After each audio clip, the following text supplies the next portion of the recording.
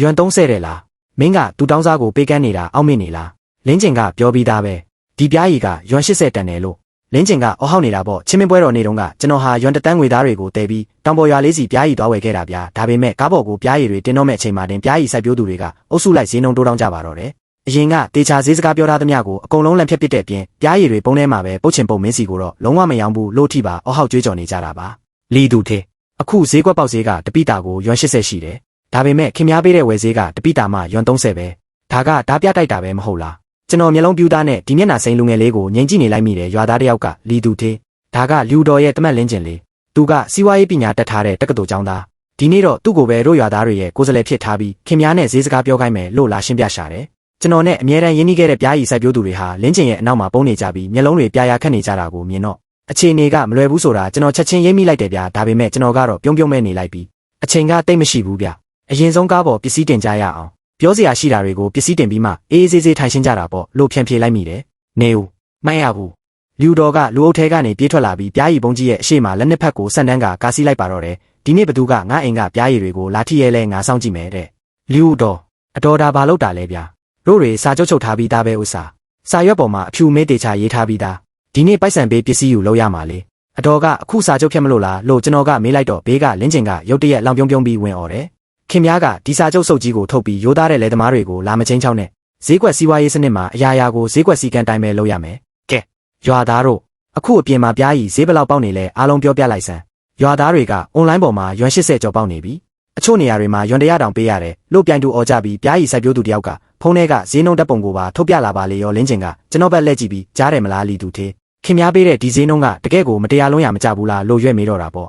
့လင်းကျင်စရင်ကိုအဲ့ဒီလိုတွက်လို့မရဘူးဗျပထမဆုံးချက်ကအဲ့ဒါကလက်လီဈေးဝယ်ဈေးမဟုတ်ဘူးဒုတိယချက်ကစီးပွားရေးလုပ်ရင်စာချုပ်ပေါ်တစ္ဆာရှိရတယ်လွန်ခဲ့တဲ့တလကဘသူမှပြားရီလာမဝယ်တော့ကကျွန်တော်ကရွံ30နဲ့အာမခံပေးပြီးဝယ်ခဲ့တာလေအဲ့ဒီချိန်တုန်းကခင်များတို့ကဈေးကွက်စီးပွားရေးအကြောင်းဘာလို့မပြောခဲ့ကြတာလဲပြီးတော့ဒီတောင်ပေါ်လန်းကိုလည်းကျွန်တော်ကိုပိုင်ငွေရွံ2ရတူညစိုက်ထုတ်ပြီးခင်းပေးခဲ့တာပြားအောင်ဒိတ်တာတွေကိုလည်းကျွန်တော်ကပဲအလာကားပေးခဲ့တာအကယ်၍ဈေးကွက်စီးပွားရေးအတိုင်းတွက်မယ်ဆိုရင်ဒီစရိတ်တွေကိုကအရင်းနှီးတဲ့ထည့်တွက်ရမှာမဟုတ်ဘူးလားလို့ကျွန်တော်ကရှင်းပြလိုက်မိတယ်ဒါပေမဲ့လူတော်ကတော့အဲ့ဒါမင်းဘာသာမင်းစေတနာအလျောက်လုပ်တာလေဘသူကမင်းကိုလမ်းကင်းပေးပါလို့လာတောင်းပန်လို့လဲမင်းဘာသာမင်းခင်းကျင်လို့ခင်းတာပဲအဲ့ဒါမင်းရဲ့နစ်မြုပ်သွားတဲ့အရင်းနှီးပဲဝိစာငါတို့နဲ့ဘာဆိုင်လို့လဲကျွန်တော်လူတော်ကိုအဲ့ရုံလို့ဆိုတာကြည့်နေမိတယ်ဗျာလွန်ခဲ့တဲ့တလကတင်ကျေးဇူးတင်ပါတယ်သူထေးရလို့တွတ်ပြောနေတဲ့ရိုးသားတဲ့လယ်သမားတယောက်ဟာအခုကျတော့ဘာဆက်ကနေနစ်မြုပ်သွားတဲ့အရင်းနှီးဆိုတဲ့စီးပွားရေးပညာရေးဆိုင်ရာစကားလုံးတွေကိုအားရပါးရပြောနိုင်နေပြီကိုသူမပြားရီပုံးရှိမှာခါထောက်ပြီးရန်ကားနေတဲ့ပုံစံကိုကြည့်ပြီးကျွန်တော်ရင်ထဲမှာဒေါသတွေဝုန်းခနဲ့ထွက်လာရပါတော့တယ်ကျွန်တော်ဒေါသကိုမျိုးသိပ်ပြီးလူတော်ဒီစကားတွေကိုအတော့ကိုဘသူတင်ပေးတာလဲလို့မေးလိုက်တယ်ဘသူမှတင်ပေးစရာမလိုဘူးငါဘာသာငါလေးလာတာအခုခေတ်မှာအင်တာနက်ရှိတာပဲဘာမဆိုရှာဖတ်လို့ရတယ်လင်းကျင်ကဘေးကနေရဲပြီးရှေ့ကိုတိုးလာကလီသူသေးခေတ်ကပြောင်းသွားပြီဗျလူတော်ပြောတာမှန်တယ်ခင်များလန်းကင်းတဲ့ပိုက်ဆံကနစ်မြုပ်သွားတဲ့အရင်းနှီးပဲအခုဝယ်ယူမဲ့ဈေးနှုန်းနဲ့ဘာမှမဆိုင်ဘူးလို့ဝင်អော်ပြန်ရောကျွန်တော်လင်းဘက်လက်ပြီးလင်းကျင်ဒီနစ်မြုပ်သွားတဲ့အရင်းနှီးဆိုတဲ့စကားလုံးကိုမင်းမဲလူတော်ကိုတင်ပေးခဲ့တာမဟုတ်လားလို့မေးလိုက်တော့သူကဟက်ကျွန်တော်ကတော့ရွာသားတွေကိုဈေးကွက်စီးပွားရေးရဲ့အခြေခံဗဟုသုတတွေဝေမျှပေးုံတင်ပါလို့ပြန်ပြောတယ်ဗဟုသုတဝေမျှတယ်ဟုတ်လားဒီလမ်းကိုကျွန်တော်ရွာ2ရတူညအကုန်ခံပြီးခင်းပေးခဲ့တာပြားအောင်ဒိတ်တာ120လုံးကိုလည်းအလာကားပေးခဲ့တာလွန်ခဲ့တဲ့တလကဘသူမှပြားရီလာမဝယ်တော့ကကျွန်တော်ကတပိတာကိုရွံ30အာမခံဈေးနဲ့ပေးပြီးဝယ်ခဲ့တယ်ပြီးတော့ကျွန်တော်ကအမြဲတမ်းငွေသားနဲ့ချက်ချင်းရှင်းပေးခဲ့တာပိုက်ဆံတစ်ခါမှမဖြတ်ခဲ့ဘူးအဲ့ဒီအချက်တွေကိုကောခင်များရွာသားတွေကိုဝေမျှပေးခဲ့ရလားလို့ကျွန်တော်ကလမ်းဟောက်လိုက်မိတယ်ဒါပေမဲ့လူတော်ကတော့အဲ့ဒါမင်းဘာသာမင်းလောက်တာလေဘသူကတောင်းဆိုလို့လဲဆိုညင်းနေတာပေါ့ကျွန်တော်စစာချုပ်ကိုထုတ်ပြပြီးလူတော်ဒီစာချုပ်ကိုအတော့ဘာသာစိတ်လိုလက်ရချုပ်ခဲ့တာမဟုတ်လားအဖြူမဲတေချာရေးပြီးလက်ပွေပါနှိပ်ထားတာဒီပြားရီကိုတပိတာရွံ30နဲ့ပေးရမယ်ဒီနေ့ပစ္စည်းလာတင်မယ်လို့တေချာရေးထားတယ်အခုအတော်ကမယောင်းတော့ဘူးဆိုတော့ဒါစာချုပ်ဖြတ်တာပဲလို့ပြောလိုက်တော့လူတော်ကစာချုပ်ကိုကြည့်ပြီးနောက်ကိုခြေတလန်းဆုပ်သွားရှာတယ်အဲ့ဒီအချိန်မှာလင်းကျင်ကထပ်တိုးလာပြီးလီသူသေးစာချုပ်ကအသေးဈေးကွက်ကအရှင်ပြအခုပြားရီဈေးကွက်ပေါက်ဈေးဘယ်လောက်ရှိလဲခင်များလဲသိတာပဲရွံ80ပေါက်နေပြီးအွန်လိုင်းပေါ်မှာလူတွေယူမတက်ဝယ်လိုက်နေတာခင်များကရွံ30နဲ့ဝယ်မယ်ဆိုတာဒါရွာသားတွေကိုတမင်နှိပ်စက်တာမဟုတ်လားလို့အော်တော့တာပေါ့အွန်လိုင်းပေါ်မှာရွံ80နဲ့ရောင်းတာကလက်လီဈေးပြဝယ်ဈေးမဟုတ်ဘူးခင်များကဈေးကွက်မားကတ်တင်တက်ထားပြီးတော့ဒါလေးတောင်ခွဲခြားမသိဘူးလားလို့ကျွန်တော်ကပြန်ပတ်လိုက်ပေမဲ့လင်းကျင်ကရွာသားတွေပဲလှည့်ပြီးရွာသားတို့ခင်များတို့ဒီကောင်းရဲ့လက်ကွက်တွေရဲ့မဝင်ကြနဲ့သူဒီပြားရည်တွေကိုပြန်ရောင်းရင်ဘလောက်တောင်အမြတ်ရမလဲခင်များတို့သိလားဘာလို့သူကအသားတွေကြီးစားပြီးခင်များတို့ကိုတော့အယိုးကွင်းပဲပေးရမှာလဲလို့တွေးထိုးပေးပါလေရောရွာသားတွေကလည်းဟုတ်တယ်ဘာလို့သူကအသားစားပြီးတို့ကအယိုးကွင်းတောက်ရမှာလဲလို့ဝိုင်းော်ကြတာပေါ့ ကျွန်တော်စိတ်ပြက်လက်ပြက်နဲ့လူတော်ကျွန်တော်စီးပွားရေးလုပ်တာအရင်နှီးရှိတယ်ဗျတဲယူစရိတ်ရှိတယ်ထုတ်ပိုးစရိတ်ရှိတယ်ပြီးတော့ပစ္စည်းရောက်ရင်လည်းချက်ချင်းပိုက်ဆံမရပဲအကျွေးစနစ်နဲ့တွားရတာအတော်တို့ဘက်ကသာတကယ်မြို့ပေါ်ကလူတွေကိုတိုက်ရိုက်ရောင်းနိုင်နေဆိုရင်တော့ကျွန်တော်လုံးဝမထားပါဘူးလို့ပြောလိုက်မိတယ်ဒါပေမဲ့လင်းကျင်ကလီသူသေးခင်များဒီမှာလာပြီးလူတွေကိုမချင်းချောင်းနဲ့ဈေးကွက်စီးပွားရေးစနစ်မှာဈေးမြင့်ဆုံးပေးရတဲ့သူကိုပဲတို့တွေကရောင်းမှာအခြားလူကဈေးပိုပေးရင်တို့ကအဲ့ဒီလူကိုပဲရောင်းမယ်ခင်များကယွမ်30ပဲပေးနိုင်ရင်တော့ဘေးကိုဖယ်လိုက်တော့လို့អော်တော့တာပေါ့ဒါဆိုဘသူကဈေးပိုပေးတာလဲဒါခင်များသိစရာမလိုပါဘူးဘာပဲဖြစ်ဖြစ်ဈေးပိုပေးမဲ့သူရှိတယ်ဘယ်သူလဲပြောရင်လည်းခင်များသိမှာမဟုတ်ဘူးအပြင်ကလူပဲလို့လင်းကျင်ကပြောပြီးမျက်နှာကတော့အောင်နိုင်သူအပြုံးနဲ့ဖြစ်နေရောလူတော်ကလည်းဘေးကနေသူတို့ပေးတဲ့ဈေးကမင်းပေးတာထက်အများကြီးပိုမြင့်တယ်မင်းဒီမှာအချိန်လာမဆွဲနဲ့တော့လို့ရွက်ပြောရှာတယ်လူတော်အဲ့ဒီလူကဘလောက်ပေးလို့လဲယွမ်60ပေးတယ်ကိုမင်းပေးတဲ့ယွမ်30ထက်တစ်ဆတောင်ပိုများတယ်လို့လူတော်ကအားရပါးရပြောလိုက်တော့လင်းကျင်ကတားမလို့လုပ်ပေမဲ့မမီတော့ပဲလူတော်ကိုစိတ်ပြက်စွာစိုက်ကြည့်နေတော့တာပေါ့ကျွန်တော်ပြုံးလိုက်ပြီးလူတော်အဲ့ဒီလူကအခုရွာကိုရောက်နေပြီလားလို့မေးလိုက်တယ်မနှက်ဖြန်ကြရင်ရောက်လာလိမ့်မယ်မနှက်ဖြန်ဟုတ်လားကျွန်တော်ထင်တာတော့အတော့ကိုမနေ့ကတင်သူတို့ကမနှက်ဖြန်လာမယ်လို့ပြောခဲ့တာဖြစ်ရမယ်လို့ကျွန်တော်ကပြောတော့လင်းကျင်ကမပူနဲ့အဲ့ဒီလူကပြောပြီးသားပဲလီသူတေးထွက်သွားတာနဲ့သူချက်ချင်းလာခဲ့ပါမယ်တဲ့လို့ဝင်ပြောပါတော့တယ်ဒါကြောင့်ကျွန်တော်ထွက်သွားမှသူကလာနိုင်တာကိုလင်းကျင်အဲ့ဒီလူကတကယ်ပြားကြီးလာဝဲတာလားဒါမှမဟုတ်ခင်များတို့ကိုဓာစာခံဖြစ်အတုံးချနေတာလားလင်းကျင်ကဒေါသတကြီးနဲ့မင်းဒီမာလာပြီးတွေးမခွဲနဲ့သူတို့ကဈေးပိုပေးလို့တို့တွေကရောင်းတာမင်းနဲ့ဘာဆိုင်လဲလို့ပြန်អော်တယ်မဆိုင်ရင်လဲပြီးတာပဲဆိုပြီးကျွန်တော်စာချုပ်ကိုအိတ်ထဲပြန်ထည့်ပြီးဆွဲလိုက်တယ်ကျွန်တော်လှည့်ပြီးဝန်ထမ်းခြံလေးကိုဆက်တွေအကုန်သိမ်းပြီးပြန်မယ်လို့လမ်းអော်လိုက်တော့ခြံလေးကကားပေါ်ကဆင်းလာပြီးအကိုပြားရည်တွေမယူတော့ဘူးလားလို့မေးရှာတယ်မယူတော့ဘူးဒါဆိုတို့ပေးထားတဲ့စရံငွေကောမယူတော့ဘူးထားခဲ့လိုက်ခြံလေးကစိုးရိမ်တကြီးနဲ့လီသူသေးရတို့တကယ်ကြီးပြန်มาလားတို့ကားစီး20တောင်ယူလာတာစီဖိုးတွေလည်းအများကြီးကုန်ထားတာကိုသူတို့ကိုတပိတာရွံ40လောက်နဲ့ပြန်ညှိကြည့်ရင်မကောင်းဘူးလားဒီပြားကြီးကတကယ်အရေးသွေးကောင်းတာမို့ပြန်တယ်သွားရင်အမျက်အများကြီးရနိုင်တယ်ဗျလို့လာဖြန့်ဖြေရှာတယ်ကျွန်တော်ကတော့ပြက်ပြက်သားသားပဲမညှိတော့ဘူးခြံလေးမင်းမှတ်ထားစမ်းစီးပွားရေးလုပ်လို့ပိုက်ဆံရှုံးရင်ပြန်ရှာလို့ရတယ်ဒါပေမဲ့သူတပားကကိုခေါင်းပေါ်တက်နေပြီးစော်ကားတာကိုခံလိုက်ရင်တော့ဒီဘဝမှာဘယ်တော့မှခေါင်းပြန်မောနိုင်တော့မှာမဟုတ်ဘူးငါအမိတ်တိုင်းလှုပ်ဆန်းလို့ပြောလိုက်တော့ခြံလေးလည်းဟုတ်ကဲ့ပါဆိုပြီးဝန်ထမ်းအားလုံးကိုအကုန်လုံးဆက်တွေသိမ်းပြီးမြို့ကိုပြန်ကြမယ်လို့လမ်းអော်တော့တာပေါ့ကျွန်တော်လက်ထွက်ခဲ့တော့လူတော်ကခါကြောင်သွားပြီးမှမာနနဲ့မေးဆောင်ထောင်ကလီသူသေးမင်းတေချာစဉ်းစားဦးနော်မင်းအခုထွက်သွားရင်နောက်ဆိုတို့စီကိုပြန်မလာနဲ့နောက်မှတို့စီပြန်လာပြီးမတောင်းပန်နဲ့ဦးလို့လမ်းអော်ရှာတယ်စိတ်ချပါနောက်ဆုံးကြရင်ဒုက္ခရောက်မှာကခင်များတို့ပဲဖြစ်လိမ့်မယ်လို့ကျွန်တော်ကပြန်ပြောလိုက်တယ်အဖိုးသူကြီးကလည်းပြေးလာပြီးလီသူသေးမလောပါနဲ့ဦးတို့တွေပြန်ကြီးကြရအောင်လို့တားပေမဲ့လင်းကျင်ကသူကြီးကိုဆွဲဖယ်ပြီးသူကြီးမထားနဲ့ဈေးကွက်စီးပွားရေးစနစ်မှာလွတ်လပ်စွာပြိုင်ဆိုင်ခွင့်ရှိတယ်သူပြန်ကျင်ရင်သူ့သဘောပဲတို့တွေကဘာလို့တားရမှာလဲလို့អော်တယ်လို့လူတော်ကလည်းဟုတ်တယ်သွားပါစေသူမရှိရင်တို့ပြားရည်တွေကပုံထဲမှာပုတ်သွားမယ်လို့ထင်နေလားလို့လိုက်អော်ကြတော့တာပေါ့ဘေးကအမျိုးသမီးဝန်ထမ်းတစ်ယောက်ကလူတော်စကားကိုအဲ့ဒီလိုမပြောပါနဲ့လီသူသေးကတို့ရွာပေါ်မှာလို့ဝင်ပြောပေမဲ့လူတော်ကသူကနင့်ကိုပိုက်ဆံဘယ်လောက်ပေးထားလို့မင်းကသူ့ဘက်ကထွက်ပြောနေရတာလဲဟိုလူကယွမ်60ပေးတယ်သူကယွမ်30ပဲပေးတာကိုမင်းကသူ့ဘက်ကကူပြောနေရအောင်ယူနေလားလို့အော်ပစ်လိုက်လို့အဲ့ဒီဝန်ထမ်းလေးလည်းခေါင်းကုန်ပြီးငိမ့်သွားရှာတော့တယ်ကျွန်တော်သူတို့ကိုဂယူးမဆိုင်တော့ပဲကားပေါ်တက်ပြီးမောင်းထွက်ခဲ့လိုက်တဲ့ကားမှန်ကနေလမ်းကြည့်တော့လူတော်ကခါထောက်ပြီးမာနာကြီးစွာနဲ့ရက်ကြံခဲ့တယ်လို့လင်းကျင်ကလည်းဖုန်းကိုကြည့်ပြီးတခုခုပြောနေလို့ရွာသားတွေက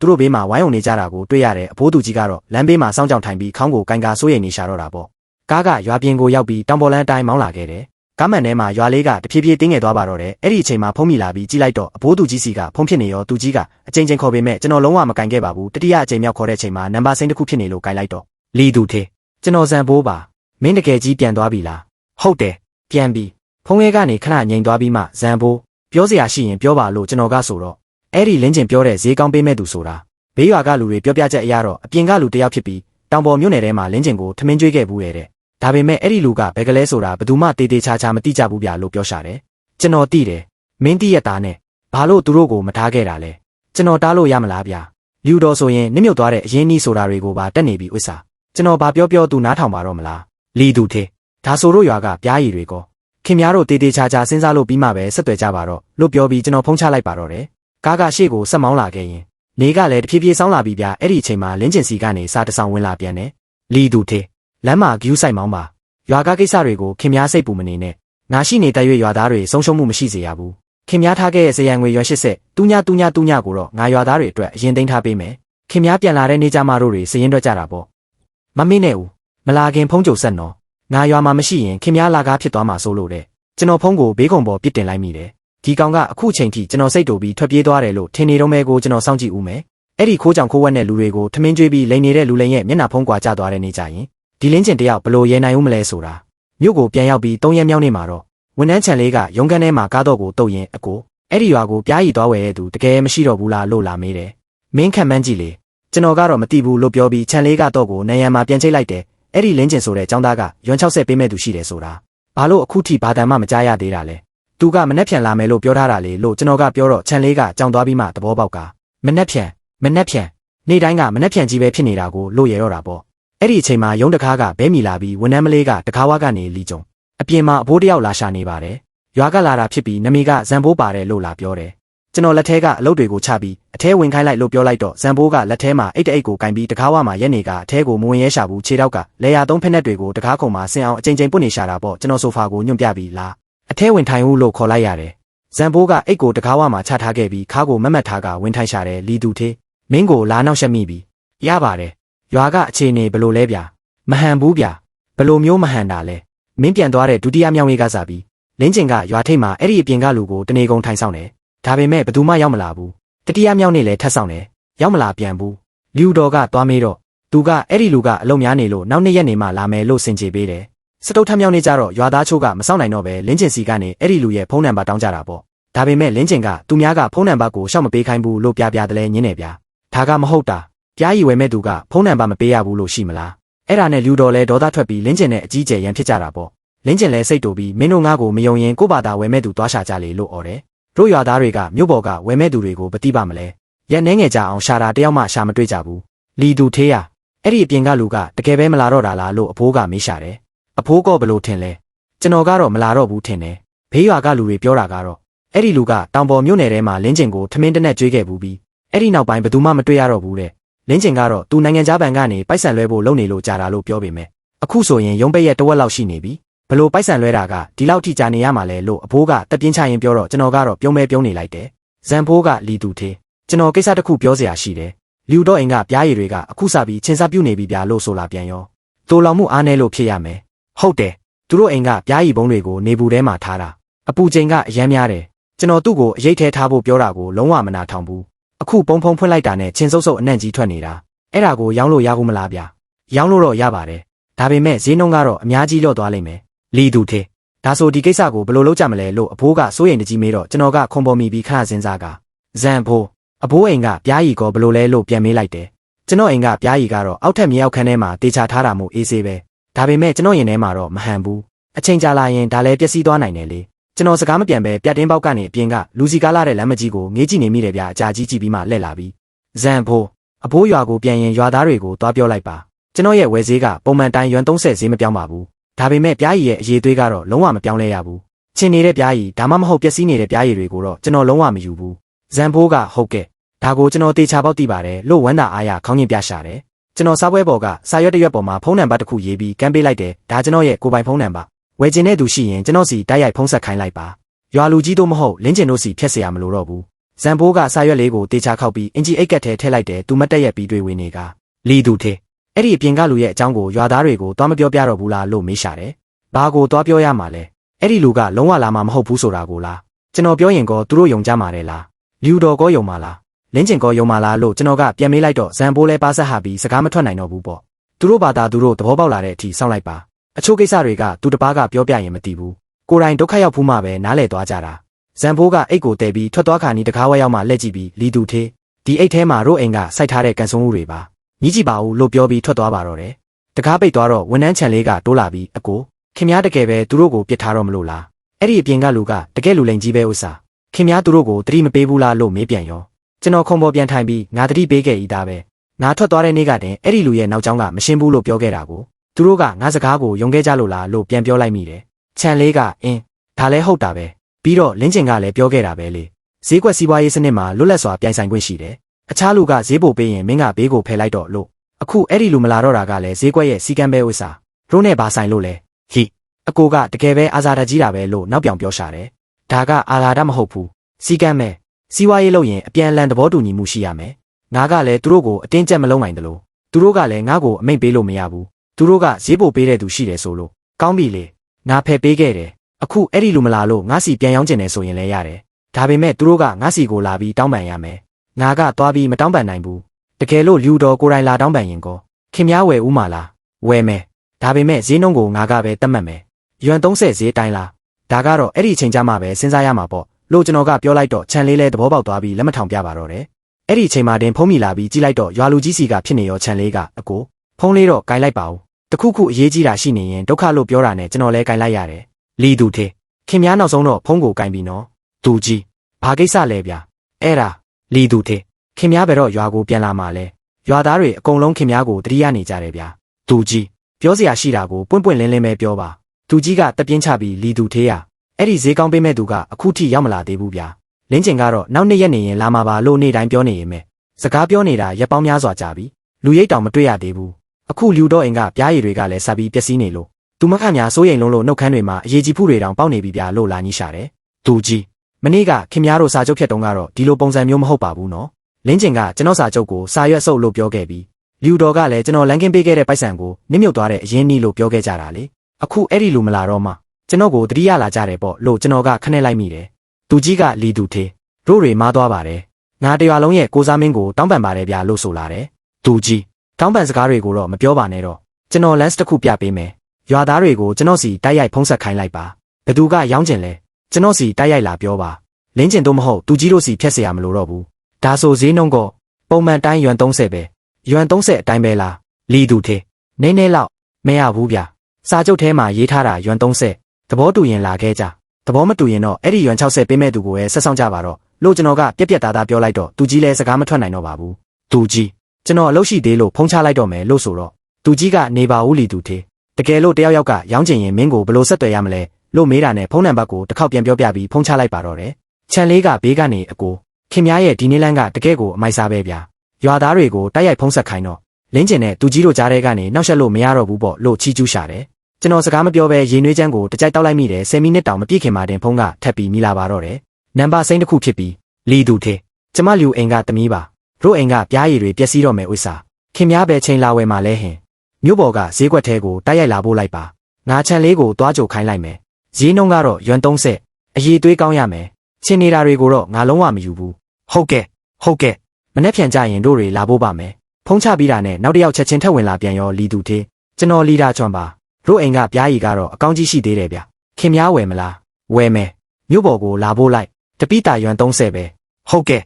ကဲ့မနေ့ပြန်မနေ့အစောကြီးလာခဲ့ပါမယ်တမိုးလဲလုံးကျွန်တော်ဖုန်းလုံး20နီးပါးလက်ခံခဲ့ရပြီးခြံလေးကတော့ဘေးကနေနမီစင်းတွေကိုစာရွက်ပြမှတ်နေရတော့တာပေါ့သူကအကိုလူတော်ကတော့ဖုန်းမဆက်သေးဘူးနော်လို့မေးရှာတယ်သူကတော့ဘယ်တော့မှဆက်မှာမဟုတ်ဘူးသူ့ရဲ့တမက်ကတက္ကသိုလ်ကျောင်းသားစီးပွားရေးပညာတတ်ကြီးဖြစ်ပြီးဈေးကောင်းရမယ့်လမ်းစာတွေရှိနေတာပဲဥစားသူကဘာလို့ငါးစီကိုခေါင်းငုံပြီးလာပါတော့မလဲလို့ပြောတော့ခြံလေးကဟီဒါဆိုတို့တွေသူ့ပြားရည်တွေကိုမဝယ်ဘဲထားလိုက်ကြမလားလို့မေးပြန်ရောကျွန်တော်ကတော့ဝယ်တာကတော့ဝယ်မယ်ဒါပေမဲ့သူကိုယ်တိုင်ငါးစီကိုလာပြီးဒူးထောက်တောင်းပန်ရမယ်လို့ပြက်ပြက်သားသားပြောလိုက်မိတယ်အပြင်မှာကောင်းကင်ကြီးကမောင်မိုက်လာပြီးလမ်းမီတိုင်တွေလည်းလင်းထိန်လာပါပြီအဲ့ဒီအချိန်မှာဇန်ဘိုးစီကနေဖုံးထက်ဝင်လာပြန်တယ်ဗျာလီသူထေလင်းကျင်ကရွာသားတွေမင်းစီကိုဖုံးဆက်နေကြတဲ့အကြောင်းသိသွားလို့အခုရွာထဲမှာအကြီးကျယ်တောင်းကျမ်းနေရဲ့ဗျာသူကဘာလို့တောင်းကျမ်းတာလ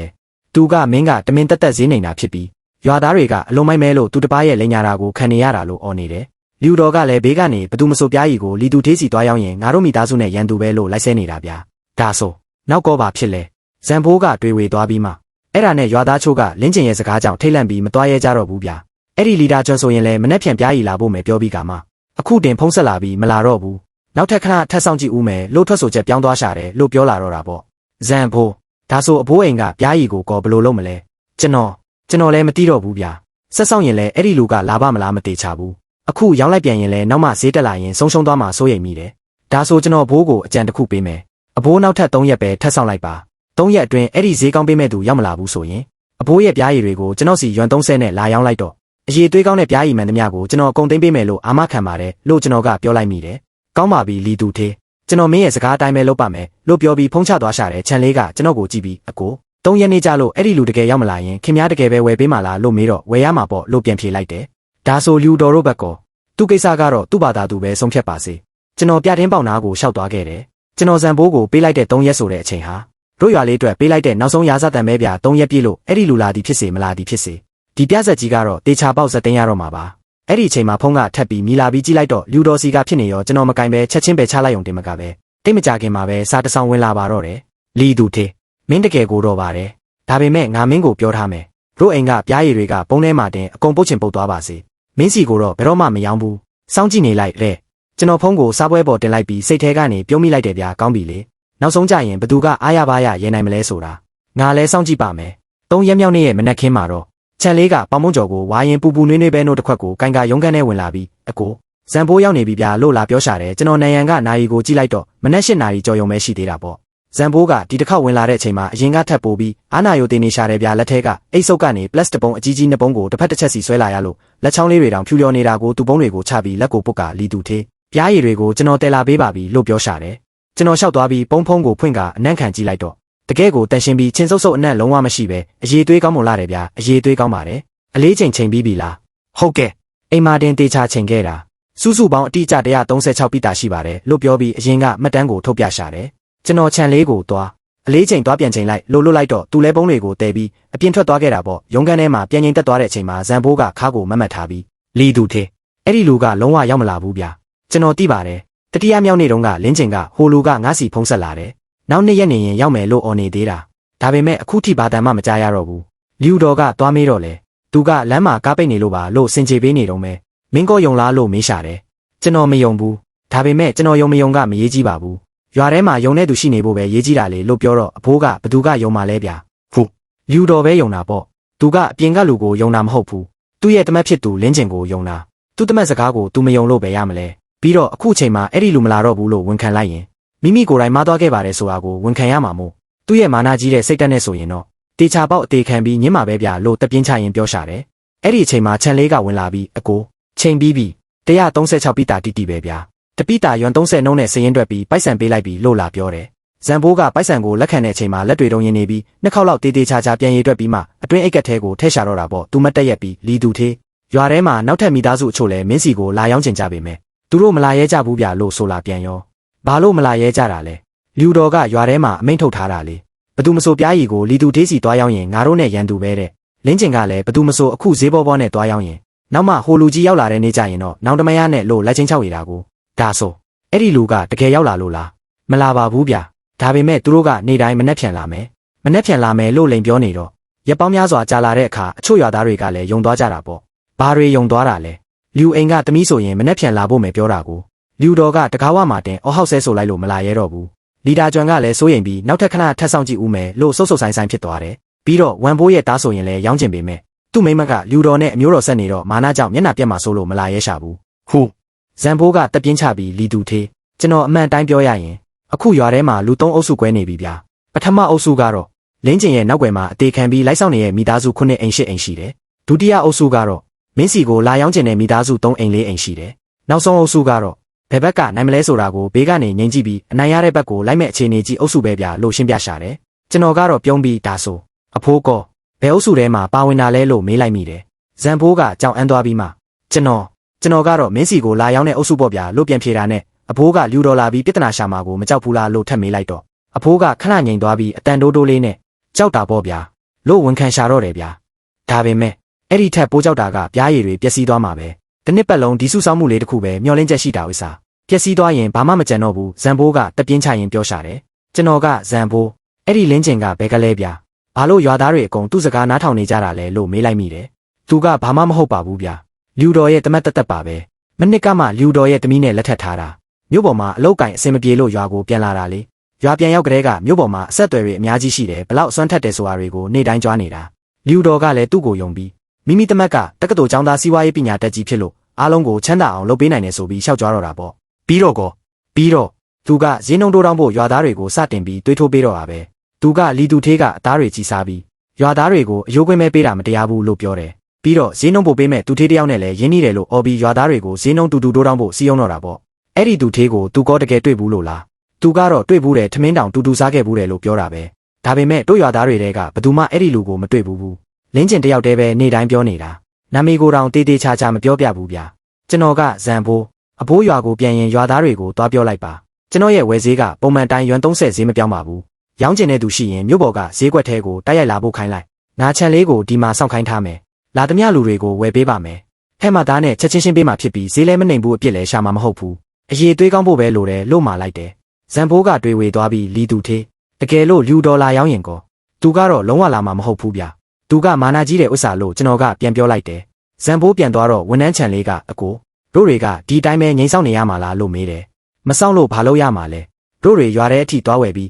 အိမ်တိုင်းကိုလိုက်ခောက်ကရောင်းမရောင်းမေးကြည့်ရင်မကောင်းဘူးလားမရဘူးဗျမင်းရွာထဲသွားဝယ်ရင်လူတော်ကလူတွေခေါ်ပြီးတေချာပေါက်လာတာလိမ့်မယ်အဲ့ဒီအချိန်ကျရင်ရံပွဲဖြစ်ပြီးရုပ်ပြက်စင်းပြက်ဖြစ်ကုန်လိမ့်မယ်ဒါဆိုဘယ်လိုလုပ်မလဲစောင့်ရမယ်သူတို့ဘာသာသူတို့မအောင်နိုင်တော့မဲ့အချိန်ထိစောင့်ရမယ်မျက်စိတမိတ်အတွင်းမှာပဲနောက်ထပ်3ရက်ကုန်လွန်သွားခဲ့တယ်ဗျာဒီ3ရက်အတွင်းမှာပြားရီလာရောက်တာလေသမားနဲ့အိမ်ပဲရှိခဲ့တယ်တယောက်ကတော့လီဒါကျွန်းဖြစ်ပြီးသူတပားမြန်မာဆိုးလို့ညစ်နဲ့တန်းခေါင်မှာခိုးကြောင်ခိုးဝက်နဲ့လာဖို့ရှာတာနောက်တစ်ယောက်ကတော့ဝမ်ဘိုးရဲ့သားဖြစ်ပြီးသူကတော့လူတော်မျိုးပေါ်ကိုဈေးဝယ်သွားတဲ့အချိန်ကိုချောင်းပြီးပြားရီ90ပိတာကိုဆက်ပြီးနဲ့အသေးအတန်တက်လာပေးရှာတာဗျာနှစ်အိမ်ပေါင်းမှာပြားရီ200ပိတာတောင်မပြည့်တော့ဝန်ထမ်းချန်လေးလဲစိုးရိမ်လာပြီးအကိုဒီတိုင်းဆက်သွားရင်မဟန်ဘူးနော်ရွာထဲမှာပြားရီကအနည်းဆုံး8ပိတာကျော်ရှိတာအခုမှ900ပိတာတောင်မရသေးဘူးလို့လာပြောတယ်ဘာလို့လောနေတာလဲအချိန်ကြာလာရင်ပြားရည်တွေအကုန်ပျက်စီးကုန်မှာစိုးလို့ပါအဲ့ဒီအချိန်ကြာရင်တို့တွေဝယ်ခြင်းရင်တောင်ဝယ်လို့ရတော့မှာမဟုတ်ဘူးဒါဆိုမင်းကဘယ်လိုလုပ်စေခြင်းလဲတို့တွေဈေးနှဲနှဲလောက်တိုးပေးရင်မကောင်းဘူးလားရွမ်35ဈေးလောက်ပေးလိုက်ရင်သူတို့လာကြမှာပါမတိုးဘူးဘာဖြစ်လို့လဲဗျဈေးတိုးပေးလိုက်တာဟာတို့ဘက်ကအရှုံးပေးလိုက်တာနဲ့အတူတူပဲလင်းကျင်ကလည်းငါဈေးတိုးပေးမဲ့အချိန်ကိုစောင့်နေတာငါသာဈေးတိုးပေးလိုက်ရင်သူကရွာသားတွေကိုကြည်ကြဆန်းလီတူသေးကစိုးရိမ်ပြီးကြောက်သွားပြီးလို့ပြောပြီးရွာသားတွေကိုအဲ့ဒီအပြင်ကလူလာမဲ့ချိန်ထိဆက်ဆောင်ဖို့ပို့ပြီးယုံကြည်ချက်တွေပေးတော့မှာပေါ့လို့ကျွန်တော်ကရှင်းပြလိုက်မိတယ်ချန်လေးလဲပါဆက်ဟာပြီးစကားမထွက်နိုင်တော့ဘူးဗျအဲ့ဒီအချိန်မှတင်ဖုံးမိလာပြီးကြည့်လိုက်တော့ရွာလူကြီးစီကဖြစ်နေရောဒီတစ်ခေါက်တော့ကျွန်တော်ဖုံးကိုကင်လိုက်တယ်သူကြီးရဲ့အတန်ကအလွန်စိုးရိမ်ပြီးဝင်ပြနေတာပေါ့လီတူသေးဒုက္ခရောက်ပြီဗျာဘာဖြစ်လို့လဲသူကြီးလူတော့အိမ်ကပြားရီအိုးအလုံး100ကျော်လုံးအခုအကုန်ပျက်စီးကုန်ပြီဗျာဘယ်လိုဖြစ်တာလဲသူကလင်းကျင်ရဲ့စကားကိုနားထောင်ပြီးပြားရီဘုံတွေကိုမိုးကားတဲ့အောက်မှာတင်စုပုံထားတာလေဟိုလူကြီးရောက်လာရင်ချက်ချင်းကားပေါ်တင်ရလွယ်အောင်ဆိုပြီးရှေ့လဲမရွှေ့ဘူးဒီရက်ပိုင်းအပူချိန်ကလည်းအရမ်းများပြီးမိုးကားတဲ့အောက်မှာလေဝင်လေထွက်လည်းမရှိတော့ဒီနေ့ပုံဖုံးဖွင့်ကြည့်လိုက်တော့အကုန်လုံးချင်စုပ်ကုန်ပြီဗျာအိုး100ကျော်လုံးအကုန်ပျက်စီးသွားတ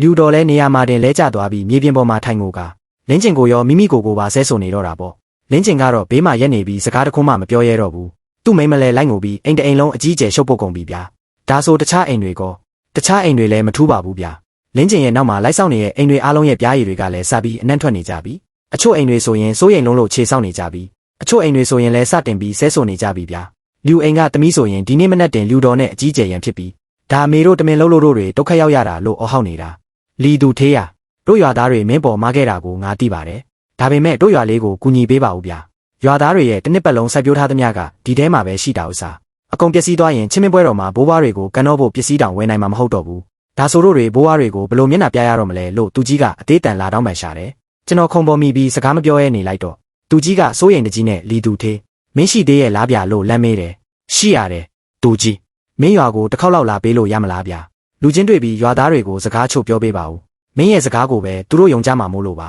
ါသူကြီးကျွန်တော်သွားတာကတော့သွားလို့ရပါတယ်ဒါပေမဲ့ကျွန်တော်မှာစီကန်း3ချက်ရှိတယ်ပြောပါဗျာပထမဆုံးတစ်ချက်ကျွန်တော်ပြားရီသွားဝယ်ရင်ဈေးနှုန်းကတော့ပုံမှန်တိုင်းရွမ်30ဈေးမပြောင်းဘူးအရေးသွေးကောင်းတဲ့ပြားရီကိုပဲဝယ်မှာဖြစ်ပြီးပျက်စီးနေတဲ့ပြားရီတွေကိုတော့လုံးဝမယူဘူးရပါတယ်ဗျာဒါကဖြစ်တင်တာပဲဥစားဒုတိယအချက်ကျွန်တော်သွားတဲ့အချိန်မှာလင်းကျင်လုံးဝရှိလို့မရဘူးသူရှိနေရင်ကျွန်တော်လုံးဝမဆွေးနွေးဘူးရပါတယ်ငါသူ့ကိုရှောင်ခိုင်းလိုက်ပါမယ်တတိယအချက်လူတော်ကျွန်တော်ကိုတရားဝင်တောင်းပန်ရမယ်ရွာသားအလုံးရဲ့ရှေ့မှာမဟုတ်ရင်တောင်မှတီးတန်းဖြစ်လာတောင်းပန်ရမယ်သူကြီးကျွန်တော်ရဲ့ဒီစီကန်းကအရန်လုံးရကြလို့လားမေးလွန်ပါဘူးမလွန်ပါဘူးဗျာဒါပေမဲ့ငါသူ့ကိုသွားပြီးညှိပေးရဦးမယ်သူ့ရဲ့မာနာကြီးတဲ့စိတ်ဓာတ်နဲ့ဆိုတော့ဒါဆိုရင်လေသူကြီးသူ့ကိုသွားညှိလိုက်ပါညှိလို့အဆင်ပြေမှပဲကျွန်တော်စီဖုံးပြန်ဆက်ပါလို့ပြောပြီးဖုံးချလိုက်တော့တယ်ဘေးကခြံလေးကအကိုခင်များတကယ်ကြီးရွာကိုသွားမလို့လားလို့မေးရှာတယ်သွားရမှာပေါ့သူတို့ထပ်ပြီးပြဿနာရှာမှာကိုမကြောက်ဘူးလားဒီတစ်ခေါက်ကတော့အခြေအနေမတူတော့ဘူးဗျလို့ပြောပြီးကျွန်တော်ပြတင်းပေါင်နာကိုရှောက်သွားခဲ့တယ်ပြားရည်တွေပျက်စီးတော့မှမို့သူတို့ကတို့ထပ်ပို့ပြီးစိုးရိမ်နေကြတာအခုချိန်မှာဘသူမဆိုထပ်ပြီးပြဿနာရှာရင်တရွာလုံးနဲ့ရန်သူဖြစ်သွားမှာပဲဒါဆိုလူတော်ကောတကယ်လာတောင်းပန်ပါမလားသူ့ရဲ့မာနာကြီးတဲ့စိတ်တက်တဲ့ဥစ္စာလို့ခြံလေးကမေးပြန်ရောသူတေချာပေါက်တောင်းပန်လိမ့်မယ်ပြားရီအိုတရကြော်လုံးပျက်စီးသွားတာမို့သူကဘသူထက်မဆိုပိုပြီးရင်နာနေရတာမာနာနဲ့ပိုက်ဆံဘဟာကပိုရေးကြီးလဲဆိုတာသူတေချာခွဲခြားသိပါတယ်တိတ်မကြခင်မှာပဲသူကြီးစီကဖုံးပြန်ဝင်လာတယ်ဗျာလီသူသေးငါလူတော်ကိုပြောပြပြီးပါပြီသူမခမြအကြာကြီးငိုနေပြီးမင်းကိုတောင်းပန်ပါတယ်လို့ပြောရှာတယ်ဒီလောက်တင်ပဲလားသူမကမင်းရောက်လာတဲ့နေ့ကျရင်မျက်နှာချင်းဆိုင်ပြီးတရားဝင်အမားတောင်းပန်ပါမယ်လို့ပြောပါတယ်သူကြီးရဲ့အတန်ကတကယ့်ကိုအားငယ်နေရှာတယ်ဗျာလီသူသေးရလီတော်ကစကားသာမာတာစိတ်ကတော့နူးညံ့ပါတယ်ဒီတစ်ခေါက်တော့သူတကယ်ကြီးအမားတီသွားပါပြီကျွန်တော်စကားမပြန်ပဲဒါဆိုဘယ်ချိန်လာရမလဲလို့မေးလိုက်တယ်မနေ့ဖြန်မနေ့အစောကြီးလာခဲ့ပါဗျာကောင်းပြီလေငါအခုပဲရွာသားတွေကိုသွားပြီးအကြောင်းကြားလိုက်ပါမယ်လို့ပြောပြီးဖုံးချလိုက်တော့တယ်ဝန်ထမ်းချန်လေးလဲပစ္စည်းတွေကိုအမြန်ဆုံးဝိုင်းသိမ်းပေးတော့တာပေါ့အကိုတို့ဒီတစ်ခေါက်သွားရင်ကောအလာကားဖြစ်သွားဦးမလားလို့မေးရှာတယ် အလာကားတော့မဖြစ်ပါဘူးဒါပေမဲ့အဆင်ပြေပြေနဲ့တော့ပြီးသွားမှာမဟုတ်ဘူးဘာဖြစ်လို့လဲဗျာလင်းကျင်ဆိုတဲ့ចောင်းသားကအလွယ်တကူနဲ့အရှုံးပေးမဲ့သူမဟုတ်ဘူးလေသူကရွာသားတွေကိုတလနီးပါးဆောင်ခိုင်းထားလို့ပြားရည်တွေအကုန်ပျက်စီးကုန်ပြီအခုငါကပစ္စည်းသွားဝယ်မယ်ဆိုတော့သူ့ရဲ့မျက်နှာကဘယ်နာသွားထားရတော့မလဲဒါဆိုဘယ်လိုလုပ်မလဲဘာမှလုပ်เสียရမလို့ဘူးသူကသူ့လုပ်သူလုပ်ငါကငါလုပ်ငါလုပ်ယုံပဲတကယ်လို့သူကထက်ပြီးပြဿနာလာရှာရင်ဒါဟာတရွာလုံးရဲ့အကျိုးစီးပွားကိုလာဖျက်ဆီးတာမို့ငါကိုယ်တိုင်လက်လုပ်เสียရမလို့ပဲရွာသားတွေကပဲသူ့ကိုအရင်ဆုံးရှင်းပြကြလိမ့်မယ်အာအကိုရဲ့ဒီနေ့လန်းကတကယ်ကိုမြင့်မားလာတယ်ဗျာဒါကမြင့်မားတာမဟုတ်ပါဘူးလူချင်းချင်းဆက်ဆံရင်လန့်တစ်ခုတော့ခြံထားရမယ်လေငါသူတို့ကိုအခွင့်အရေးပေးခဲ့တော့ကသူတို့ကမယူခဲ့ကြဘူးအခုအခွင့်အရေးမရှိတော့မှသူတို့ကငါ့ကိုလာပြီးအသေးအတန်တောင်းပန်နေကြတာကိုကားကမြို့ပြင်ကိုရောက်ပြီးတောင်ပေါ်လန်းတိုင်းမောင်းလာခဲ့တယ်အပြင်မှာမောင်းမိုက်လာပြီးအဝေးကတောင်တန်းကြီးတွေဟာတကယ့်ကိုကြောက်စရာကောင်းတဲ့တားရဲကြီးတစ်ကောင်လိုပုံတန်တန်ဖြစ်နေရောဗျအဲ့ဒီအချိန်မှာဇန်ပိုးစီကနေစာတဆောင်ဝင်လာပြန်တယ်လီသူသေးလင်းကျင်ကရွာထဲမှာအော်နေတယ်ဗျာမင်းရွာကိုလာရင်လည်းပြားရည်တွေကိုမင်းစီလုံးဝမယောင်းခိုင်းဘူးတဲ့ဘသူမဆိုရောင်းရင်အပြက်ရှင်းမယ်လို့ကြွေးကြော်နေတာဒါပေမဲ့လူတော်ကတော့ဒီတစ်ခေါက်သူ့ကိုဝိုင်းမကူတော့ပဲအိမ်ထဲမှာတင်အသားလေးငြိမ်နေရှာတယ်တဲ့ခြံလေးကဒီကောင်တကယ်ပဲယူနေလားဗျာပြားရည်တွေပျက်စီးကုန်ပြီးဥစ္စာကိုဘာလို့တောင်းကျမ်းနေတုံးလဲလို့မေးတယ်သူကယူနေတာမဟုတ်ဘူးဗျာသူကကြောက်နေတာငါသာရွာကိုရောက်သွားရင်သူကရွာထဲမှာဘာအစ်မရှိတော့မှမဟုတ်ဘူးဆိုတာကိုသူသိနေလို့ပဲဒါဆိုဘယ်လိုလုပ်မလဲမနှက်ဖြန်တို့တကယ်သွားမှာလားဘာလို့မသွားရမှာလဲသွားယုံတင်မကဘူးနာကတကယ်ကိုစီစီကားကားနဲ့လူသိရှင်ကြားသွားမှာဖြစ်တယ်လို့ပြောလိုက်တော့ခြံလေးကကျွန်တော်ကိုတစ်ချက်ကြည့်ပြီးစကားမပြောဘဲကားကိုဆက်မောင်းခဲ့တဲ့ကားမိတိုင်တွေကလမ်းမပေါ်ကိုလင်းထိန်နေပြီးလမ်းတစ်ခုကိုဖွင့်ပေးထားတယ်လို့ပဲဗျာအဲ့ဒီအချိန်မှာဖုန်းကထပ်ပြီးလင်းလာပြန်တယ်ကြည့်လိုက်တော့နံပါတ်စိမ်းတစ်ခုဖြစ်နေလို့ကင်လိုက်တော့လီသူသေးလို့လမ်းခေါ်တဲ့အတန်တစ်ခုထွက်လာရောကျွန်တော်လင်းကျင်ရဲ့မိမပါကိစ္စရှိလို့လားဗျာမနှက်ဖြန်ခင်များတကယ်ပဲရွာကိုလာမလားဟင်ကျွန်တော်ပြောပြီးသားစကားကိုတစ္ဆာရှိလုံးမဲ့သူပါလီသူသေးရကျမရဲ့ယောက်ျားကိုစိတ်ထဲမထားပါနဲ့ဗျာသူလဲသူတပားရဲ့လိန်ညာတာကိုခံလိုက်ရလို့ပါအဲ့ဒီပြားရည်ဝဲမယ်ဆိုတဲ့လူကရွာကိုတခါမှမလာဘူးပါဘူးလင်းကျင်ကမြို့ပေါ်မှာသူ့ကိုထမင်းတနက်ကြွေးခဲ့ဘူးပြီးအဲ့ဒီလူကစကားကောင်းချို့ပြောလိုက်တာနဲ့သူကယုံသွားခဲ့တာပါရွာပြန်ရောက်တော့အမေကိုဈေးကောင်းပေးမဲ့သူရှိတယ်လို့ကြွားတာနဲ့အမေကလည်းတကယ်အောက်မေ့ပြီးရွာထဲမှာရှောက်ပြောခဲ့တာကိုအခုဆိုရင်သူလဲစိတ်ဆင်းရဲနေရပါတယ်လီသူသေးရဒါတို့မိသားစုကမင်းပေါ်မားခဲ့တာကိုငါသိပါတယ်ဒါပေမဲ့မင်းရွာကိုရောက်တဲ့အခါလူများကြီးရဲ့ရှေ့မှာသူ့ကိုမျက်နှာပြအောင်မလုပ်ပါနဲ့ဦးရှင်သူကတက္ကသိုလ်ကျောင်းသားမို့မာနာကြီးပြီးမျက်နှာအလုံးငယ်တက်လို့ပါလို့လာတောင်းပန်ရှာတယ်ကျွန်တော်မနှက်ဖြန်သွားတာကပြားရည်ဝဲဖို့တက်တေပြဖို့သွားတာပါရန်ဖြစ်ဖို့သွားတာမဟုတ်ပါဘူးအမေယောက်ျားကိုကျွန်တော်လမ်းကိုလာမပိတ်ဖို့တာတေချာပြောထားလိုက်ပါလို့ပြန်ပြောလိုက်မိတယ်သူမပိတ်ပါဘူးဗျာငါသူ့ကိုတေချာပြောထားပြီးတကယ်လို့သူကထပ်ပြီးလာပိတ်ရင်ငါသူ့ကိုချက်ချင်းကွာရှင်းပြမယ်လို့ချင်းချောက်ထားတယ်လို့ပြောတာနဲ့ကောင်းပြီလေဒါဆိုမနှက်ဖြန်မှတွေးကြတာပေါ့လို့ပြောပြီးဖုံးချလိုက်တော့တယ်ဘေးကခြံလေးကလင်းကျင်ရဲ့မိမကတကယ်ကိုပြက်သားတာပဲကွာရှင်းမယ်ဆိုပြီးချင်းချောက်တဲ့ဥစ္စာလို့ရည်ပြီးပြောရှာတယ်သူကချင်းချောက်တာမဟုတ်ဘူးဗျာသူတကယ်ပဲစိုးရိမ်နေတာပြားရည်တွေကလည်းပျက်စီးကုန်ပြီးယောက်ျားကလည်းအသုံးမကျတော့ဘသူမဆိုစိုးရိမ်မှာပဲလေကားကနောက်ဆုံးတောင်ကုန်းလေးကိုကြော်ဖြတ်ပြီးနောက်ကျွန်တော်ကားကိုရွာတကားဝမှာပဲရက်လိုက်ပြီးအထဲကိုမဝင်ခဲ့ပါဘူးကိုရွာထဲမဝင်ဘူးလားမနှက်ဖြန်မှဝင်မယ်ဒီညတော့ကားပေါ်မှာပဲအตาလေးအိတ်လိုက်ကြရအောင်ဘာဖြစ်လို့လဲဗျာသူတို့ကိုနောက်ထပ်တညလောက်ထပ်ပြီးစဉ်းစားခိုင်းလိုက်ဦးမယ်လို့ပြောပြီးကျွန်တော်ခုံပေါ်မိချလိုက်တယ်မနှက်ဖြန်ကိစ္စတွေကိုမနှက်ဖြန်မှပဲရှင်းကြတာပေါ့ကားမှန်ပြင်ဘက်ကလေပြင်းတွေကတောင်ပေါ်ကတစ်ပင်နှံ့တွေကိုတဲဆောင်လာပြီးအဝေးကလမ်းမီးတိုင်တွေလည်းတတိုင်ပြီးတတိုင်ငိမ့်သွားကရွာလေးကပြန်ပြီးငိမ့်သက်သွားတော့တယ်ဗျာခွေးဟောင်တဲ့အချို့ပဲထွက်လာတော့တာပေါ့ကျွန်တော်မျက်လုံးမိတ်ထားမိပေမဲ့စိတ်ထဲမှာတော့မနှက်ဖြန်ကိစ္စတွေကိုပဲအချိန်ချင်းစဉ်းစားနေမိတယ်အဲ့ဒီအချိန်မှာတင်ဖုန်းကတုံခါလာပြီးကြည့်လိုက်တော့လင်းကျင်စီကစာဖြစ်နေပြန်ရောလီသူသေးမနှက်ဖြန်မင်းရွာကိုလာမယ်လို့ကြားတယ်ငါမင်းကိုတတိပေးလိုက်မယ်မလာတာအကောင်းဆုံးပဲလာရင်လည်းအလားကားဖြစ်သွားလိမ့်မယ်ဒီရွာရဲ့ကိစ္စမှန်သမျှကိုငါကပဲဆုံးဖြတ်ပိုင်ခွင့်ရှိတာကွာတဲ့ကျွန်တော်စက်ခရင်ကိုစက္ကန့်နဲ့ငယ်ကြည့်ပြီးစာမပြန်ပဲဖုန်းကိုခုံပေါ်မှာမောက်ထားလိုက်တဲ့အဝေးကအိမ်တအိမ်မှာမီးလင်းနေတော့မယ်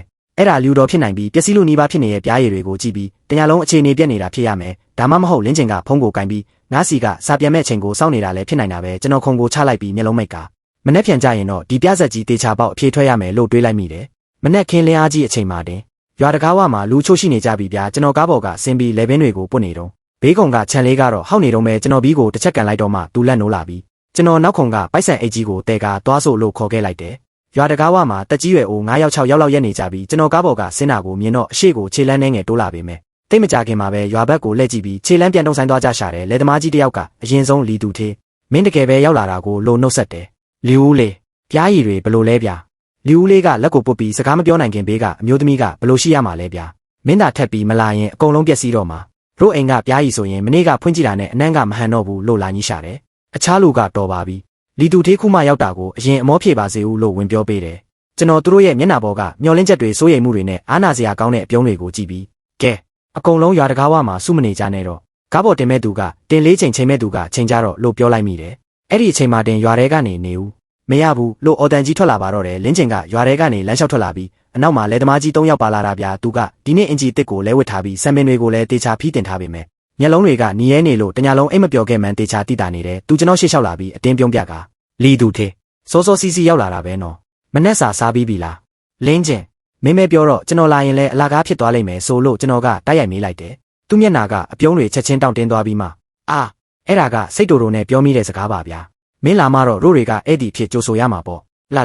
တို့အိမ်သွားပြီးခောက်ဆွဲတူသွားစားရအောင်လို့လာဖြန့်ဖြေရှာတယ်မလိုပါဘူးဗျာအရင်ဆုံးအလုပ်ကိစ္စအရင်ရှင်းရအောင်အလုပ်ကိစ္စမရှင်းခင်တို့တွေအရင်ဆုံးဆွေးနွေးကြရအောင်လေဘာကိုဆွေးနွေးမှလဲဈေးနှုန်းကိုဆွေးနွေးမလို့ပါဈေးနှုန်းကအစောကြီးကတည်းကသဘောတူထားပြီးသားပဲဥစ္စာတပိတာယွမ်30လေတပိတာယွမ်30ဆိုတာကလွန်ခဲ့တဲ့လကဈေးပြဒါကကျွန်တော်မနေ့ကအင်တာနက်ပေါ်မှာရှာထားတဲ့တကယ့်တဘာဝပြားရည်စီရဲ့လက်လီဈေးနှုန်းတပိတာကိုယွမ်89တောင်ပေါက်နေတာကိုခင်များကယွမ်30နဲ့ဝယ်မယ်ဆိုတာကတော့နင်းနေကျွန်တော်ကလင်းကျင်မင်းလွန်ခဲ့တဲ့လကတင်ယွမ်60ပေးမဲ့သူရှိတယ်လို့ပြောခဲ့တာလေငါခင်များတို့ကိုတလနီးပါးစောင့်ပေးခဲ့တယ်အဲ့ဒီလူကတကယ်ရောက်လာလို့လားခင်များနေတိုင်းမနှက်ဖြန်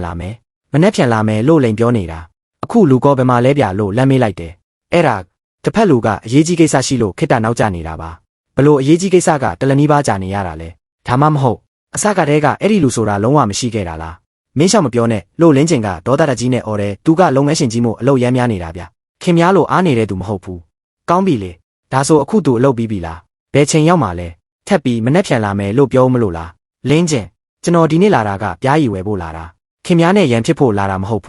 းဘေးကိုဖယ်လိုက်တော့ခြံလေအလေးချိန်သွားချိန်ဆန်းလို့ကျွန်တော်ကခေါ်လိုက်ပေမဲ့လင်းကျင်ကလုံးဝမဖယ်ပေးပါဘူးကျွန်တော်သူ့ကိုတစ်ချက်ကြည့်ပြီးသူ့နောက်ကလက်သမား3ယောက်ကိုလက်ကြည့်လိုက်တယ်သူတို့ကရွာထဲကဖြစ်ပြီးပုံမှန်ဆိုစကားတိတ်မပြောကြပေမဲ့အခုလင်းကျင်ရဲ့နောက်မှာရက်နေပြီးမျက်နှာတွေကရှုပ်ထွေးနေကြတာကိုဦးလေးတို့3ယောက်ခင်များတို့ကပြားရည်လာရောင်းတာလားဒါမှမဟုတ်လာပြီးလမ်းပိတ်တာလားလီသူထေကျွန်တော်အမှန်တိုင်းပြောရရင်မင်းဝယ်ခြင်းရင်ဝယ်လို့ရပါတယ်ဒါပေမဲ့ဈေးနှုန်းကတော့ယွမ်40ပေးရမယ်တပြားမှရောလို့မရဘူးလို့လက်သမားတယောက်ကဝင်ပြောရှာတယ်ဘာဖြစ်လို့လဲဗျာဈေးကွက်ရဲ့ပေါက်ဈေးကဒီအတိုင်းပဲရှိတာလေမင်းတို့လက်သမားတွေကိုဈေးနှိမ်လို့မရဘူးဈေးကွက်ပေါက်ဈေးဟုတ်လားဆိုပြီးကျွန်တော်အိတ်ထဲကဖုန်းကိုထုတ်ကာစာချုပ်ကိုဖွင့်ပြလိုက်တယ်ဒါလွန်ခဲ့တဲ့လကခင်များတို့ကျွန်တော်နဲ့ချုပ်ခဲ့တဲ့စာချုပ်တပိတာယွမ်30စရန်ငွေယွမ်80တူညာပေးထားတယ်ခင်များတို့စာချုပ်ဖြတ်ပြီးအခုအဲ့ဒီလူမလာလို့ပြားရည်တွေပျက်စီးတော့မှကျွန်တော်ကိုတတိယလာကြတယ်ပေါ့ဈေးတက်တာတော့ရပါတယ်ဒါပေမဲ့ငါကတက်တာမဟုတ်ဘူးခင်များတို့ဘာသာဈေးတက်နေတာခင်များတို့ပဲယွမ်60ပေးမဲ့သူရှိတယ်ဆိုအဲ့ဒီလူကိုအခုပဲခေါ်လိုက်လေသူယွမ်60ပေးရင်ငါယွမ်60တပေးပြီးဝယ်မယ်ဒါပေမဲ့သူလုံးဝမလာနိုင်ရင်တော့ငါရှေ့မှာလာပြီးဈေးကွက်အကြောင်းလာမပြောနဲ့လို့ကျွန်တော်ကပြက်သားသားအော်ပြစ်လိုက်တယ်လင်းကျင်ကလီသူသေးမင်းဒါဒုက္ခရောက်နေတာကိုအခွင့်ရေးယူတာပဲလို့ပြန်អော်တော့တာပေါ့ငါအခွင့်ရေးယူတယ်ဟုတ်လားလင်းကျင်ခင်များတက္ကသိုလ်မှာဈေးကွက်ပညာတက်ထားပြီးတော့စာချုပ်ပေါ်တစ္ဆာရှိရမယ်ဆိုတဲ့အတိတရားမရှိဘူးလားဗျာစာချုပ်လဲချုပ်ထားတဲ့ဇယံငွေလဲပေးထားတာကိုခင်များတို့ကမယောင်းဘူးလို့ညင်းခဲ့ကြတာလေအခုပြားရည်တွေပျက်စီးတော့မှငါ့ကိုလာပြီးအပြစ်တင်နေရအောင်လင်းကျင်ခင်များစကားမပြောနဲ့တော့လီသူသေးပြောတာမှန်တယ်တို့တွေအရင်ဆုံးမခဲ့တာပါလို့အနောက်ကလက်သမားတယောက်ကဝင်ပြောရှာတယ်ဒါပေမဲ့လင်းကျင်ကမင်းပါဆက်ပိတ်ထားစမ်းမင်းပါတီးလို့လဲသူဒီပြားရည်တွေကိုပြန်ရောင်းရင်ဘလောက်တောင်အမြတ်ရမလဲမင်းတီလားမင်းတို့ကတစ်နှစ်ပတ်လုံးပင်ပန်းလှုပ်ထားပြီးကမှဒီပိုက်ဆံလေးပဲရပြီဘာလို့သူ့ဘက်ကကူပြောနေရတာလဲလို့အော်ပြစ်လိုက်ပြန်ရောလင်းကျင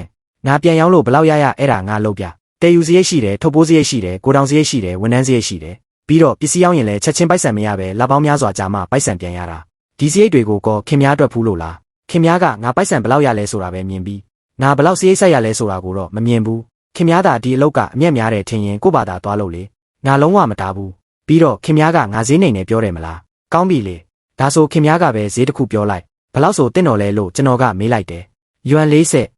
40ဟုတ်လားခင်များတေချာလို့လားယွမ်45ဆိုရင်လည်းရပါတယ်ကောင်းပြီလေယွမ်45ဈေးနဲ့ငါဝယ်မယ်ဒါပေမဲ့ငါမှာစီကန်းတစ်ခုရှိတယ်ဘာစီကန်းလဲခင်များအဲ့ဒီယွမ်60ပေးမဲ့သူကိုအခုပဲခေါ်လိုက်လူများကြီးရဲ့ရှေ့မှာသူဈေးပြိုင်ပေးပါစေသူယွမ်60ပေးရင်ငါယွမ်65ပေးမယ်သူယွမ်65ပေးရင်ငါယွမ်80ပေးမယ်ဈေးမြင့်ဆုံးပေးရဲ့သူကိုပဲရောင်းကြတာပေါ့တရားများတက်စွာပြိုင်ဆိုင်ကြတာပေါ့ဘယ်လိုလဲခင်များပဲသူမနှက်ဖြန်လာမယ်လို့ပြောခဲ့တာလေဒီနေ့လာခိုင်းလိုက်လေရတာပဲဥစားအခုပဲဖုံးဆက်ပြီးလာခိုင်းလိုက်လေဆက်လေငါဖုံးနဲ့ဆက်လိုက်ဖုံးပေးစရာမလိုဘူးလို့ကျွန်တော်ကဖုံးကိုကမ်းပေးလိုက်မိတယ်ဘေးကရွာသားတွေကလည်းလင်းကျင်ခင်များအဲ့ဒီလူကိုတကယ်ပဲတီးတာဟုတ်ရဲ့လားဗျာဟုတ်တယ်အခုပဲဖုံးဆက်ခေါ်လိုက်လေသူလာရင်တို့တွေပို့ပြီးဈေးကောင်းရတာပေါ့လို့ဝိုင်းော်ကြတော့တာပေါ့လင်းကျင်ကပြားရခက်ပြီးသူ့ဖုံးကအားကုန်သွားလို့ပါလို့စင်ကြေပေးရှာတယ်အာလုပ်ငန်းရှင်ကြီးရဲ့ဖုံးကအားကုန်သွားတယ်ဟုတ်လားဒါဆိုသူ့ရဲ့ဝန်ထမ်းတွေအတွင်းရေးမှုတွေဒရိုင်ဘာတွေကော ဘသူစီပဲဖြစ်ဖြစ်ဖုံးတစ်ချက်ဆက်လိုက်ရင်ရတာပဲဥစ္စာလို့ကျွန်တော်ကပြန်ပတ်လိုက်မိတယ်ဒီလိုပြောလိုက်တော့လင်းကျင်ရဲ့နောက်ကလယ်သမား၃ယောက်ဟာတယောက်ကိုတယောက်ကြည့်ပြီး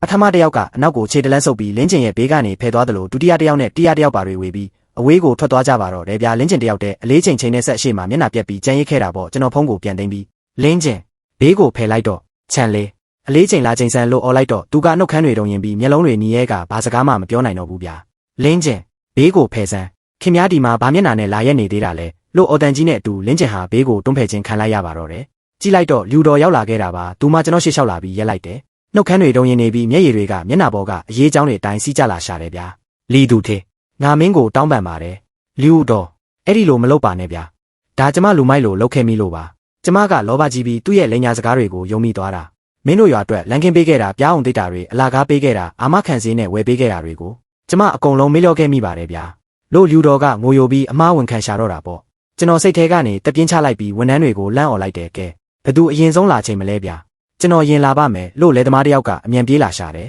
103ပိတာစုစုပေါင်းရွံ3 3 9 9 3တိတိပါဗျာလို့ခြံလေးကပြောပြီးပိုက်ဆံကိုကမ်းပေးလိုက်တော့လူဦးလေးကပိုက်ဆံကိုယူပြီးလက်ချောင်းလေးတွေနဲ့ရေတွက်ရင်မျက်ရည်တွေဝဲလာရှာတယ်ခြံလေးရဲ့လက်ထဲကနေပိုက်ဆံတွေကတအိမ်ပြီးတအိမ်အဆက်မပြတ်ထွက်သွားခဲ့တာပေါ့မုန်းတဲ့ချိန်နားနီးလာတော့ခြံလေးကချွေးတွေကိုတုပ်ပြီးအခုဆိုရင်ပြားရီ3 3 9 3 9 3 9ပိတာနီးပါးရပြီးပြီဗျာလို့လာပြောတယ်အဲ့ဒီအချိန်မှာတင်လူအုပ်ပြင်ဘက်ကနေကားအင်ဂျင်တန်ကြီးအကျယ်ကြီးထွက်လာပြီးကားမဲရောင် SUV တစ်စီးရွာတကားဝမှာလာရက်ပါလေရောဗျာကားတကားပွင့်သွားပြီးအသက်30ကျော်ရွယ်ရှိတဲ့အမျိုးသားတစ်ယောက်ဆင်းလာပြီးရွာထဲကိုပြုံးကြီးလမ်းကြည့်လိုက်တယ်လင်းကျင်ကလမ်းဘေးမှာစောင့်ကြောင်ထိုင်နေရင်အဲ့ဒီလူကိုမြင်တော့ကျိုးသူထေလို့ဝမ်းသာအားရအော်ပြီးနေရာကနေလျှက်စစ်နဲ့အတို့ခံရတယ်လို့ဝုန်းခနဲ့ထပ်သွားကအပြေးလွှားသွားကြတော့တာပေါ့ကျိုးသူထေခင်များနောက်ဆုံးတော့ရောက်လာပြီနော်ကျွန်တော်ခင်များကိုတလနီးပါးစောင့်နေခဲ့ရတာဥစ္စာကျိုးသူထေကလမ်းမှာအလုပ်ကိစ္စလေးတွေရှိနေလို့ခိတ္တနောက်ကျသွားတာပါတောင်းပန်ပါတယ်ဗျာလို့ပြောလိုက်တော့လင်းကျင်ကရွာထဲကိုလှည့်ပြီးအ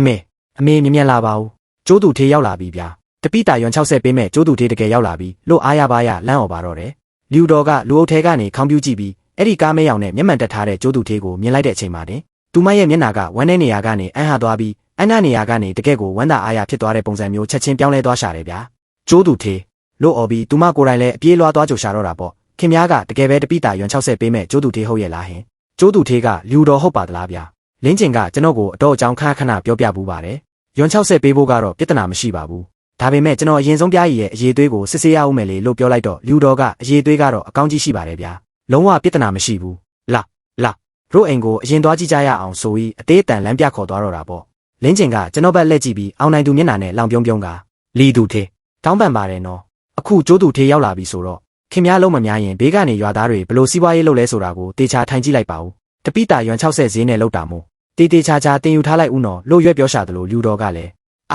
းလီသူထေတကယ်ကိုတိုက်ဆိုင်ဖြစ်သွားတာပဲခင်များမလို့ရင်ဘေးနားမှာခဏထိုင်ဆောင်ဦးလေကျိုးသူထေပစ္စည်းတွေစစ်ဆေးပြီးလို့ပိုးတာတွေရှိရင်ခင်များဝယ်သွားလို့ရတာပဲဥစ္စာလို့လန့်អော်ကြတော့တာပေါ့ဒီလိုပြောလိုက်တော့စောကတင်ကျွန်တော်စီမှာပြားရီရောင်းဖို့တန်းစီနေတဲ့ရွာသားချို့ဟာတယောက်ကိုတယောက်ကြည့်ပြီးအချို့လူတွေဆိုရင်ပြားရီဘုံတွေကိုတဲပြီးလူတော်တို့အိမ်ရှိတဲ့ဘက်ကိုခြေလမ်းပြောင်းရွှေ့ကုန်ကြတော့တယ်ဗျာကျိုးသူထေကလူအုပ်ကြီးရဲ့အလဲမှာရက်ပြီးသူ့ရဲ့အိတ်ထဲကနေစာရက်စာတန်းချို့ကိုထုတ်ပြကရွာသားတို့ကျွန်တော်ကတကယ့်ကိုအစ်စ်မြင့်ပြားရီတွေကိုနိုင်ငံခြားကိုတင်ပို့တဲ့လုပ်ငန်းရှင်ကြီးဖြစ်ပါတယ်ခင်များတို့ရွာကပြားရီရဲ့အရေးသွေးကောင်းမွန်ပြီးတဘာဝအတိုင်းရှိတယ်ဆိုတာကိုလင်းကျင်ကကျွန်တော်ကိုအစောကြီးကလေးကပြောပြပူးပါတယ်ဒါကြောင့်နိုင်ငံခြားဈေးကွက်မှာအလွန်အဝယ်လိုက်မဲ့ပစ္စည်းမျိုးမို့ရွံ60ဆိုတာကအခြေခံဈေးတက်ပါပဲအရေးသွေးတာတကယ့်ကိုကောင်းမွန်မယ်ဆိုရင်ရွံ65တို့မဟုတ်ရွံ80အထိပါတို့တွေပေးပြီးဝယ်နိုင်ပါတယ်လို့ကြေညာလိုက်ပါတော့တယ်ရွံ80တောင်လားတကယ်ကြီးလားဗျာရွာသားတွေအုံခနဲ့ထအော်ကြတာပေါ့လူတော်ကလည်းအားရပါရနဲ့ငါစောကြီးကလေးကပြောတာပဲလင်းကျင်ကရွာသားတွေကိုလိမ့်မဲ့သူမဟုတ်ပါဘူးဆိုတာခင်များတို့ကိုမယုံကြဘူးအခုကျိုးသူထေကိုယ်တိုင်လာပြမှယုံကြတော့မှာလား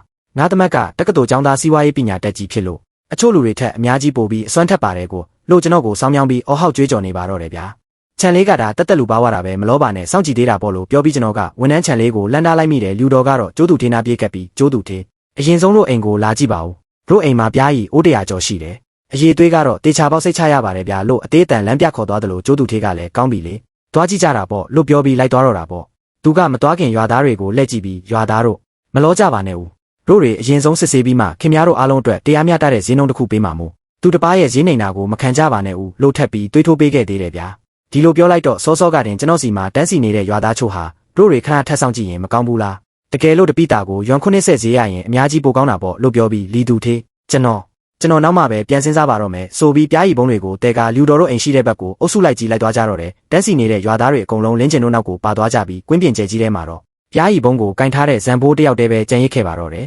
ဇန်ဘိုးအဘိုးကောဟိုဘက်ကိုသွားမကြည့်ဘူးလားကျွန်တော်မသွားပါဘူးဗျာဘာဖြစ်လို့လဲဗျာကျွန်တော်အဲ့ဒီလူကိုလုံးဝမယုံဘူးလင်းကျင်ကိုတလနီးပါးစောင့်ခိုင်းထားတဲ့သူကတို့တွေမင်းစီရောက်မဲ့အချိန်ကျမှကွက်တီကြီးရောက်လာတယ်ဆိုတာအလွန်ထူးဆန်းမနေဘူးလားဇန်ဘိုးကတန်တရားစိတ်နဲ့ပြောရှာတယ်ကျွန်တော်ခြံလေးကိုအလေးချိန်ချိန်ခိုင်းလိုက်တော့ဇန်ဘိုးရဲ့ပြားရီက86ပိတာရှိပြီးရွန်းနဲ့980တီတီချက်ချင်းရှင်းပေးလိုက်ရတယ်ဇန်ဘိုးကပိုက်ဆံကိုတင်းရင်လီတူသေးဒီလူရောက်လာတဲ့အချိန်ကအရန်တိုက်ဆိုင်လုံးနေဗျာမင်းရောက်တာနဲ့သူကအနောက်ကနေကက်လိုက်လာပြီးလမ်းမှာအလုံများနေလို့ပါလို့စင်ကြေပေးတယ်ဘလို့အလုတ်ကတလနီးပါးကြာနေရမှာလဲလို့ထပ်ပြောရှာတယ်ဇန်ဘိုးကတကယ့်ကိုအမျှော်မြင်ရှိတာပဲ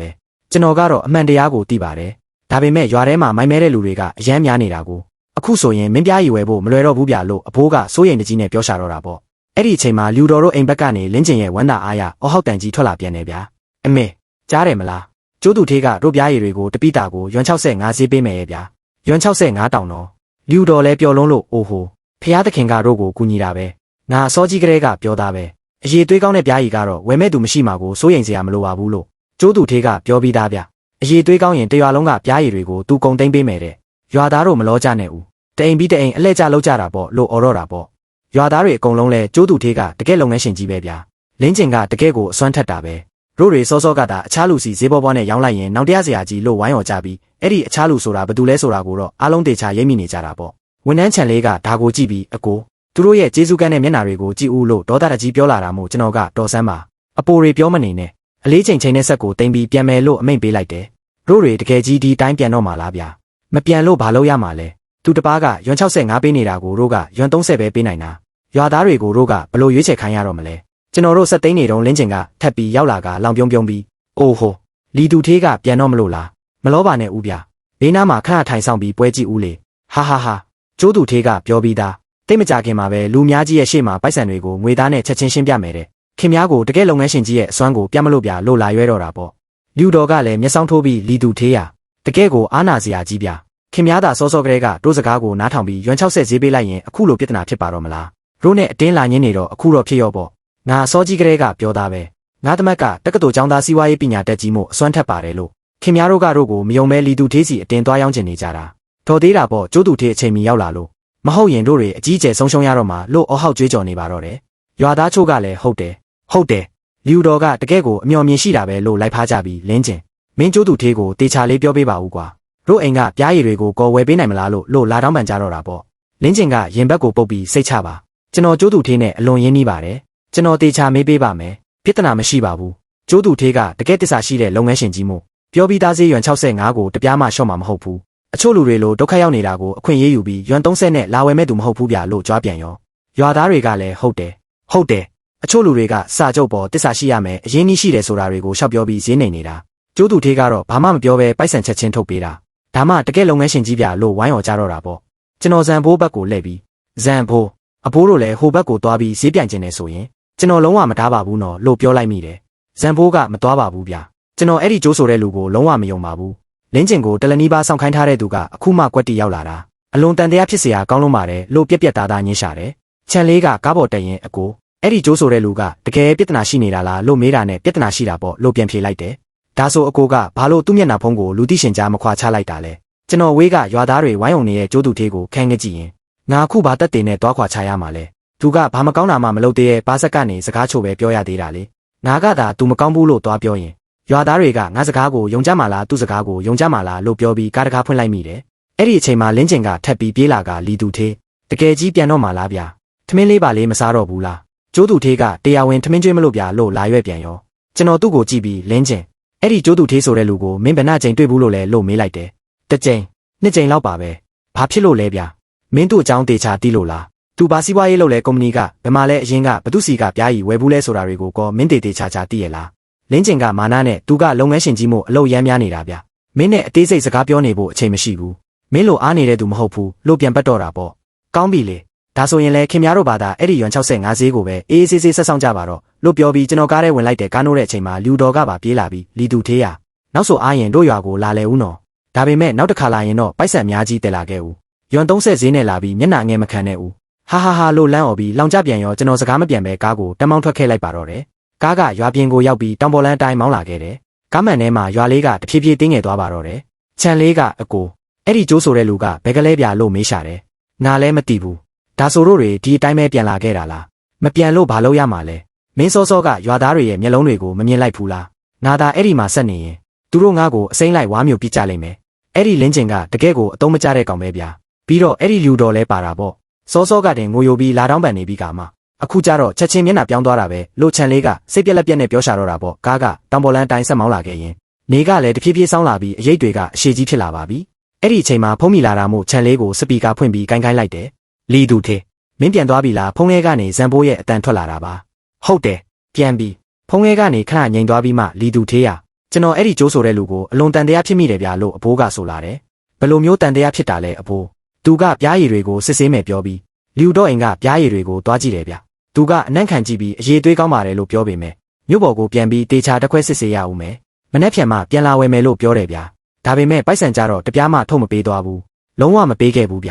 ျပြီးတော့သူကချက်ချင်းပြန်သွားတာပဲလင်းကျင်ကသူ့ကိုရွာတကားဝအထိသွားပို့ပြီးကားပေါ်မှာနှစ်ယောက်သားအကြာကြီးစကားပြောကြတယ်ဗျလင်းကျင်ပြန်လာတော့မျက်နှာကြီးဝင်းပနေပြီးကျိုးသူထေးကမနေ့ဖြန်ပိုက်ဆံတွေအများကြီးတည်လာမှာမို့ရွာသားအလုံးပြားရီဘုံတွေကိုအသင့်ပြင်ထားကြပါလို့လိုက်អော်နေတယ်ဗျာဇန်ဖိုးအဘိုးကသူမနေ့ဖြန်တကယ်လာမယ်လို့ထင်လို့လားကျွန်တော်ကတော့မသိဘူးဗျာဒါပေမဲ့ကျွန်တော်ရင်ထဲမှာတော့မဟန်ဘူးအဲ့ဒီလူကဘာကတိမှတေချာမပေးခဲ့ရဲနဲ့ရွာသားတွေကိုပဲဒီတိုင်းထိုင်ဆောင်ခိုင်းထားတာလေမင်းတို့ရွာကိုလာတော့ကတော့အစောကြီးကလေးကတေချာကတိပေးပြီးမှလာခဲ့တာဥစ္စာလို့အဘိုးကတက်ပြင်းချရင်ပြောရှာတော့တာပေါ့ဖုံးချသွားတော့ချန်လေးကဘေးကနေဟွန်းဘာစရိတ်မှလည်းစိုက်မထုတ်ပဲနဲ့ပါဇက်ကစကားချိုးနဲ့တင်တို့ရဲ့အလုပ်တွေကိုလာဖျက်ဆီးသွားတာပဲရွာသားတွေကလည်းဘာလို့အဲ့ဒီလောက်ထိအလွယ်တကူယုံသွားကြတာလဲမသိဘူးလို့ဆဲတော့တာပေါ့သူတို့ကမိုင်းမဲတာမဟုတ်ဘူးဗျာသူတို့ကလောဘကြီးနေကြတာလို့ကျွန်တော်ကပြန်ပြောလိုက်မိတယ်ကားကရှေ့ကိုဆက်မောင်းလာခဲ့ရင်အပြင်မှာမောင်းမိုက်လာပါပြီအဲ့ဒီအချိန်မှာဖုန်းကထပ်ပြီးမိလာပြန်တယ်ကြည့်လိုက်တော့နံပါတ်စိမ်းတစ်ခုဖြစ်နေလို့စပီကာဖွင့်ပြီးကင်လိုက်တော့ဟဲလိုလီသူထေးဖုန်းထဲကနေလင်းကျင်ရဲ့ရွဲရတဲ့အတန်ထွက်လာတာပါငါဖုန်းဆက်တာကမင်းကိုကျေးဇူးတင်စကားလာပြောတာဗျာတကယ်ကိုကျေးဇူးတင်ပါတယ်နော်ငါ့ကိုဘာလို့ကျေးဇူးတင်တာလဲမင်းအခုလိုလိမ္မာပါနဲ့စွာနဲ့ထွက်သွားပေးလို့ပေါ့ဗျာမင်းသာမထွက်သွားရင်ကျိုးသူထေးကတို့ရွာကိုလာဝယ်ဖို့အာနာနေမှာဥစ္စာသူကတခြားလူနဲ့ဈေးပြိုင်ပြီးစကားများရတာကိုလုံးဝမကြိုက်ဘူးလေအေးဆေးဆေးရဲ့စီးပွားရေးလုပ်ချင်တာငါမင်းကိုအပြက်ပြောထားမယ်နောက်ဆိုတို့ရွာကပြားရည်တွေကိုကျိုးသူထေးကပဲအကုန်လုံးကန်ထရိုက်ယူပြီးဝယ်တော့မှာမို့မင်းနောက်တစ်ခါလာခြင်းနဲ့ဆိုရင်လည်းရပါတယ်ဒါပေမဲ့ပိုက်ဆံအများကြီးတည်လာခဲ့ဦးရွမ်30ဈေးနဲ့လာပြီးလူသိရှင်ကြားမျက်နှာလာမပြတ်စေနဲ့ဦးဟာဟာဟာလို့ပြောပြီးဖုံးချသွားပါလေရောချန်လေးကအကိုခင်များထင်တာတော့အဲ့ဒီကျိုးဆိုတဲ့လူကမနှက်ဖြန်တကယ်လာပါမလားဟင်လို့စိုးရိမ်နေကြီးမေးတယ်ငါကတော့မသိဘူးဒါပေမဲ့ငါလောင်းရဲတယ်သူလုံးဝလာမှာမဟုတ်ဘူးဘာဖြစ်လို့လဲဗျာတကယ်ကိုပြားရည်ဝယ်ခြင်းတဲ့သူဟာလူတွေကိုတလနီးပါးထိုင်ဆောင်ခိုင်းမှာမဟုတ်ဘူးပြီးတော့တကယ်ပိုက်ဆံရှင်းပေးမဲ့သူဟာလဲစရန်ငွေတပြားမှမချခဲ့ပဲဒီအတိုင်းထွက်သွားမှာမဟုတ်ဘူးလေဒါဆိုတကယ်လို့သူမလာရင်ရွာသားတွေဘယ်လိုလုပ်ကြမလဲစောင်းယုံပေါ့သူတို့ရဲ့မနှက်ဖြန်ဆိုတဲ့လိန်ညာမှုကိုပဲဆက်ပြီးထိုင်ဆောင်ကြယုံပေါ့လို့ကျွန်တော်ကပြန်ပြောလိုက်မိတယ်တိတ်မကြခင်မှာပဲဇန်ဘိုးစီကနေစာတဆောင်ထပ်ဝင်လာပြန်တယ်လီသူထေးလင်းကျင်ကရွာထဲမှာအော်နေတယ်ဗျာကျိုးသူထေးကမနှက်ဖြန်မနှက်အစောကြီးပိုက်ဆံတွေတဲလာမှာမို့ရွာသားအလုံးပြားရီဘုံတွေကိုရွာတကားဝမှာသွားပြီးစုပုံထားကြပါတယ်နောက်စာတဆောင်ထပ်ဝင်လာပြန်တယ်လီသူထေးရကျွန်တော်ရင်ထဲမှာတော့လုံးဝမဟန်ဘူးဗျာတကယ်လို့ကျိုးသူထေးကမနှက်ဖြန်ရောက်မလာရင်လူတော့အိမ်ကပြားရည်တွေကတော့အကုန်ပျက်စီးတော့မှာသူမခတ်များအိုးတရကြော်လုံးကအစောကြီးကလေးကပျက်စီးလို့နီးပါးဖြစ်နေတာကိုအခုနေဘူးထဲမှာတနေကုန်ထိုင်ဆောင်ခိုင်းထားတာလေတဲ့ကျွန်တော်စံပြန်ပဲကားကိုပဲဆက်မောင်းနေလိုက်မိတယ်ဒါပေမဲ့တိတ်မကြခင်မှာပဲဖုန်းကထပ်ပြီးလင်းလာပြန်တယ်ဒီတစ်ခေါက်ကတော့စာမဟုတ်ပဲရွာလူကြီးစီကဖုန်းဖြစ်နေရောဗျာကျွန်တော်ခက်တာတွေဝေသွားပြီးမှခြံလေးကိုစပီကာဖွင့်ပြီးကိုင်းခိုင်းလိုက်တယ်လီသူထေး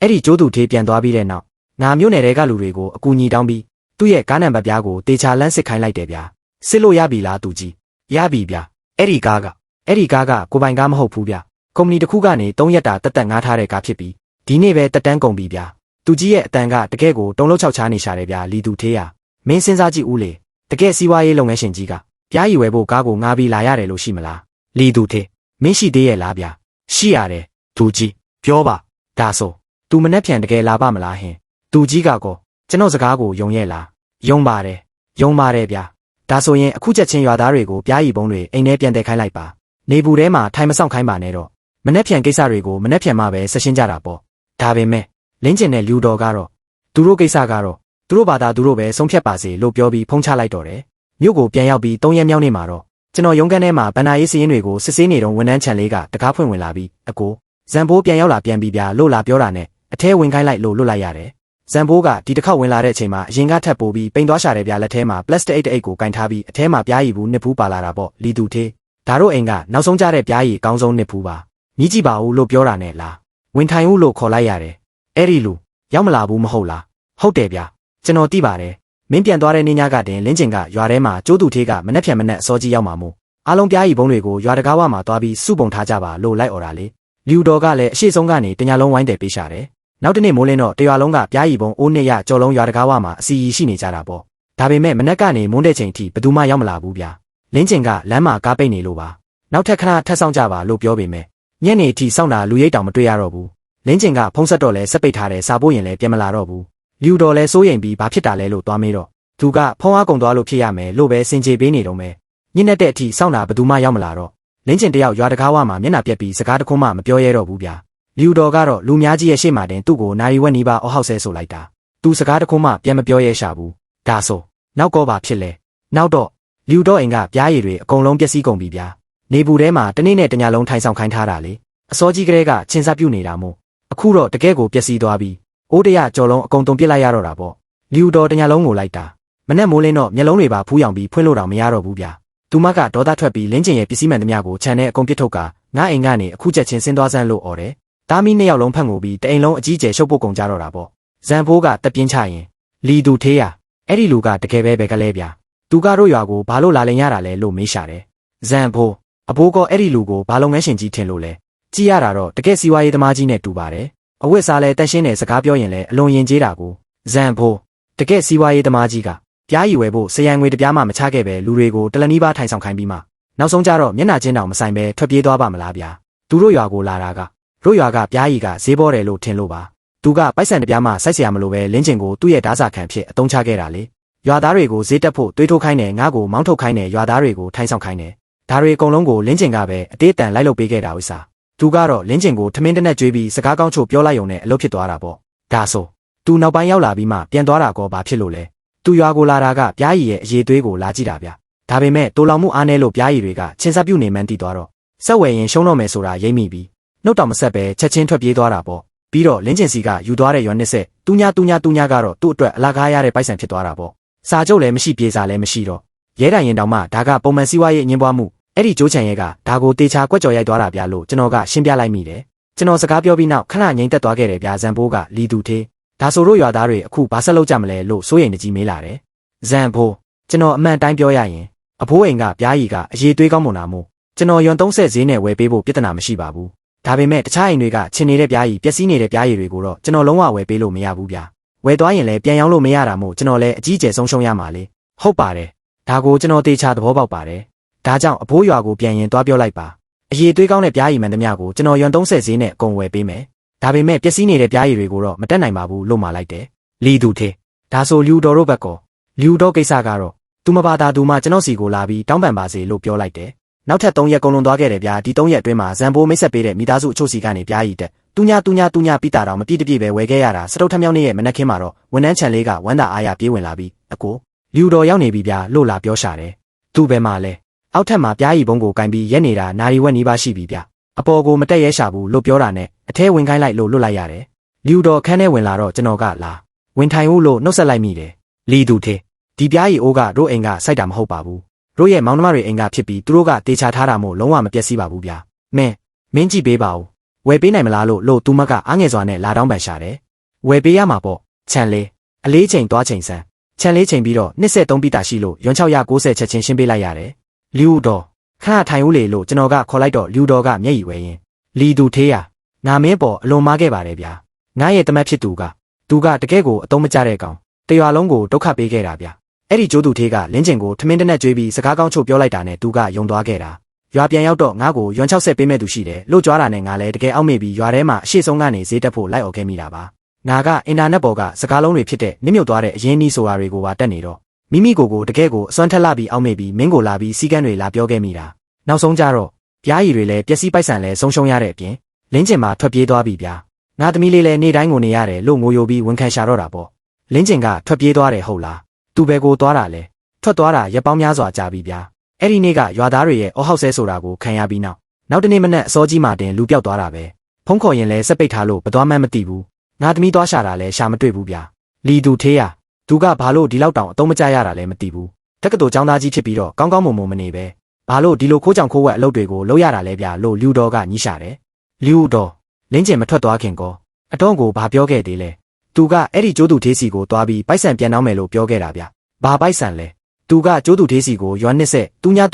ာလွှဲပေးခဲ့ဘူးတဲ့အဲ့ဒါအာမခံစရန်ငွေချစ်ပြီးဒါမှကျိုးသူသေးကရွာကိုလာဝယ်မှာမို့လို့ပါတယ်ပြားရီဝယ်ပြီးရင်အဲ့ဒီပိုက်ဆံပြန်အပ်မယ်ပြောပေမဲ့ကျိုးသူသေးကရွာကိုလာပြီးချက်ချင်းထွက်ပြေးသွားတော့ပိုက်ဆံလည်းပြန်မရခဲ့ဘူးဗျလင်းကျင်ကအဲ့ဒါကြောင့်သူ့စီသွားတောင်းတာလီသူသေးရဒီပိုက်ဆံကိစ္စကိုငါစောကြီးကလေးကလုံးဝမသိခဲ့ဘူးဗျလင်းကျင်ကငါ့ကိုလုံးဝမပြောခဲ့ဘူးသူထွက်သွားပြီးမှသူ့ဖုန်းထဲကငွေလွှဲမှတ်တမ်းကိုကြည့်မိတော့မှသိရတာဗ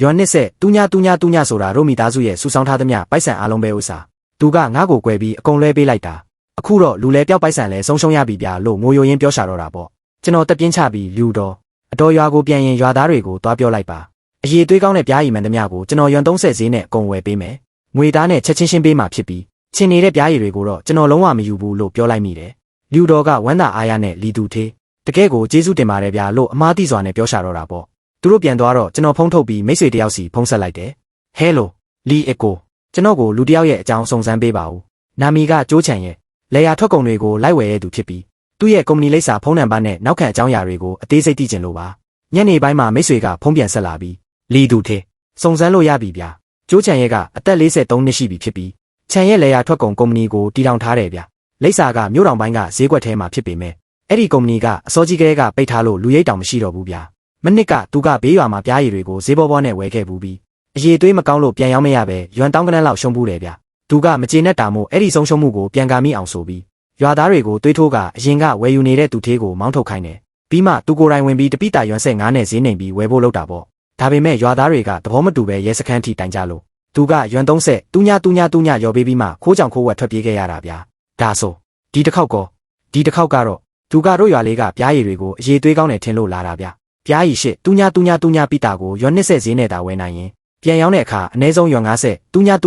အမြတ်ရမှာကိုဒါပေမဲ့သူရွာကိုရောက်တဲ့အခါပြားရည်တွေကချင်းဆက်ပြုတ်နေမှန်းသိသွားတော့မတန်တော့ဘူးအောက်မေ့ပြီးချက်ချင်းထွက်ပြေးတာပေါ့လင်းကျင်စီကယူသွားတဲ့ရွမ်20တူညာကတော့သူ့အတွက်အလားကားရတဲ့ပိုက်ဆံဖြစ်သွားတာပေါ့စာချုပ်လည်းမရှိပြေစာလည်းမရှိတော့ရဲစခန်းတိုင်ရင်တောင်ဒါကပုံမှန်စီးပွားရေးအငင်းပွားမှုမို့အဲ့ဒီကျိုးချံရဲကဒါကိုတေချာကွက်ကြော်ရိုက်သွားတာဗျလို့လမ်းပြောပြရှာတယ်ကျွန်တော်ဖုန်းချပြီးနောက်ခုံပေါ်မှာထိုင်ရင်ခန့်ငိမ့်သက်သွားခဲ့တယ်ဗျနောက်ထပ်2ရက်ကုန်လွန်သွားပြီးနောက်ကျွန်တော်ရုံးခန်းထဲမှာစည်ရင်းတွေစစ်နေတော့နံပါတ်စိမ်းတစ်ခုကနေဖုန်းဝင်လာပြန်တဲ့အပြင်ကနံပါတ်ဖြစ်လို့ကြိုက်လိုက်တော့ဟဲလိုလီသူသေးလားဗျာကျွန်တော်ကျိုးချံရဲပါဗျာလွန်ခဲ့တဲ့လကတို့ရွာလေးမှာဆုံခဲ့ဘူးတယ်လေကျွန်တော်ဖုန်းကိုတင်းဆုပ်လိုက်ပြီးကျိုးသူသေးဟုတ်ပါပြီအကြာကြီးရှိပြီနော်ခင်များထွက်ပြေးသွားတယ်လို့ကြားတယ်အ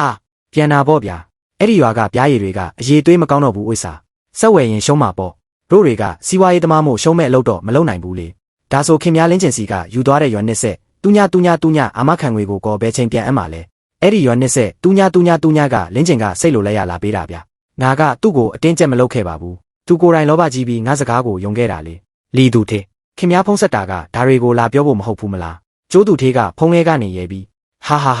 ာလီသူသေးကတကယ်ကိုပါနဲ့တာပဲငါဖုံးဆက်တာကခင်များနဲ့စီးပွားရေးတစ်ခုတူလုံးမလို့ဗျာအဲ့ဒီရွာကပြားရည်တွေကိုခင်များအခုဝယ်နေရမဟုတ်လားတပိတာရွမ်30ဈေးနဲ့လေငါမှလန်စ်တစ်ခုရှိတယ်ဗျအဲ့ဒီပြားရည်တွေကိုတို့တွေမြို့ပေါ်မှာရွမ်50ဈေးနဲ့ပြန်ရောင်းလို့ရတာမို့ရတဲ့မြက်ကိုတဝက်စီခွဲကြရအောင်လေဘလို့လဲလို့လာကန်းလန်းတော့တာပေါ့ကျိုးသူသေးခင်များကိုယ်တိုင်အောင်လူချင်းလာမတွေ့ရပဲနဲ့ငါကခင်များနဲ့ဘလို့ယုံကြည်ပြီးပူးပေါင်းရမှာလဲလီသူသေးရငါကမလာရဲတာမဟုတ်ပါဘူးလာဖို့အဆင်မပြေလို့ပါဗျာအဲ့ဒီရွာကရွာသားတွေကအခုငါကိုနာကြီးလုံးလို့အန်ကျိတ်နေကြတာဥစားငါသာလူချင်းသွားတွေ့ရင်သူတို့ငါကိုအစိမ့်လိုက်ဝါမျိုးပြကြလိမ့်မယ်ဒါပေမဲ့ခင်များကတော့မတူဘူးလေကျွန်တော်ကကျိုးသူသေးခင်များအခုလင်းကျင်ဘယ်မှာရှိလဲဆိုတာသိရလားလို့မေးလိုက်တယ်မသိဘူးဗ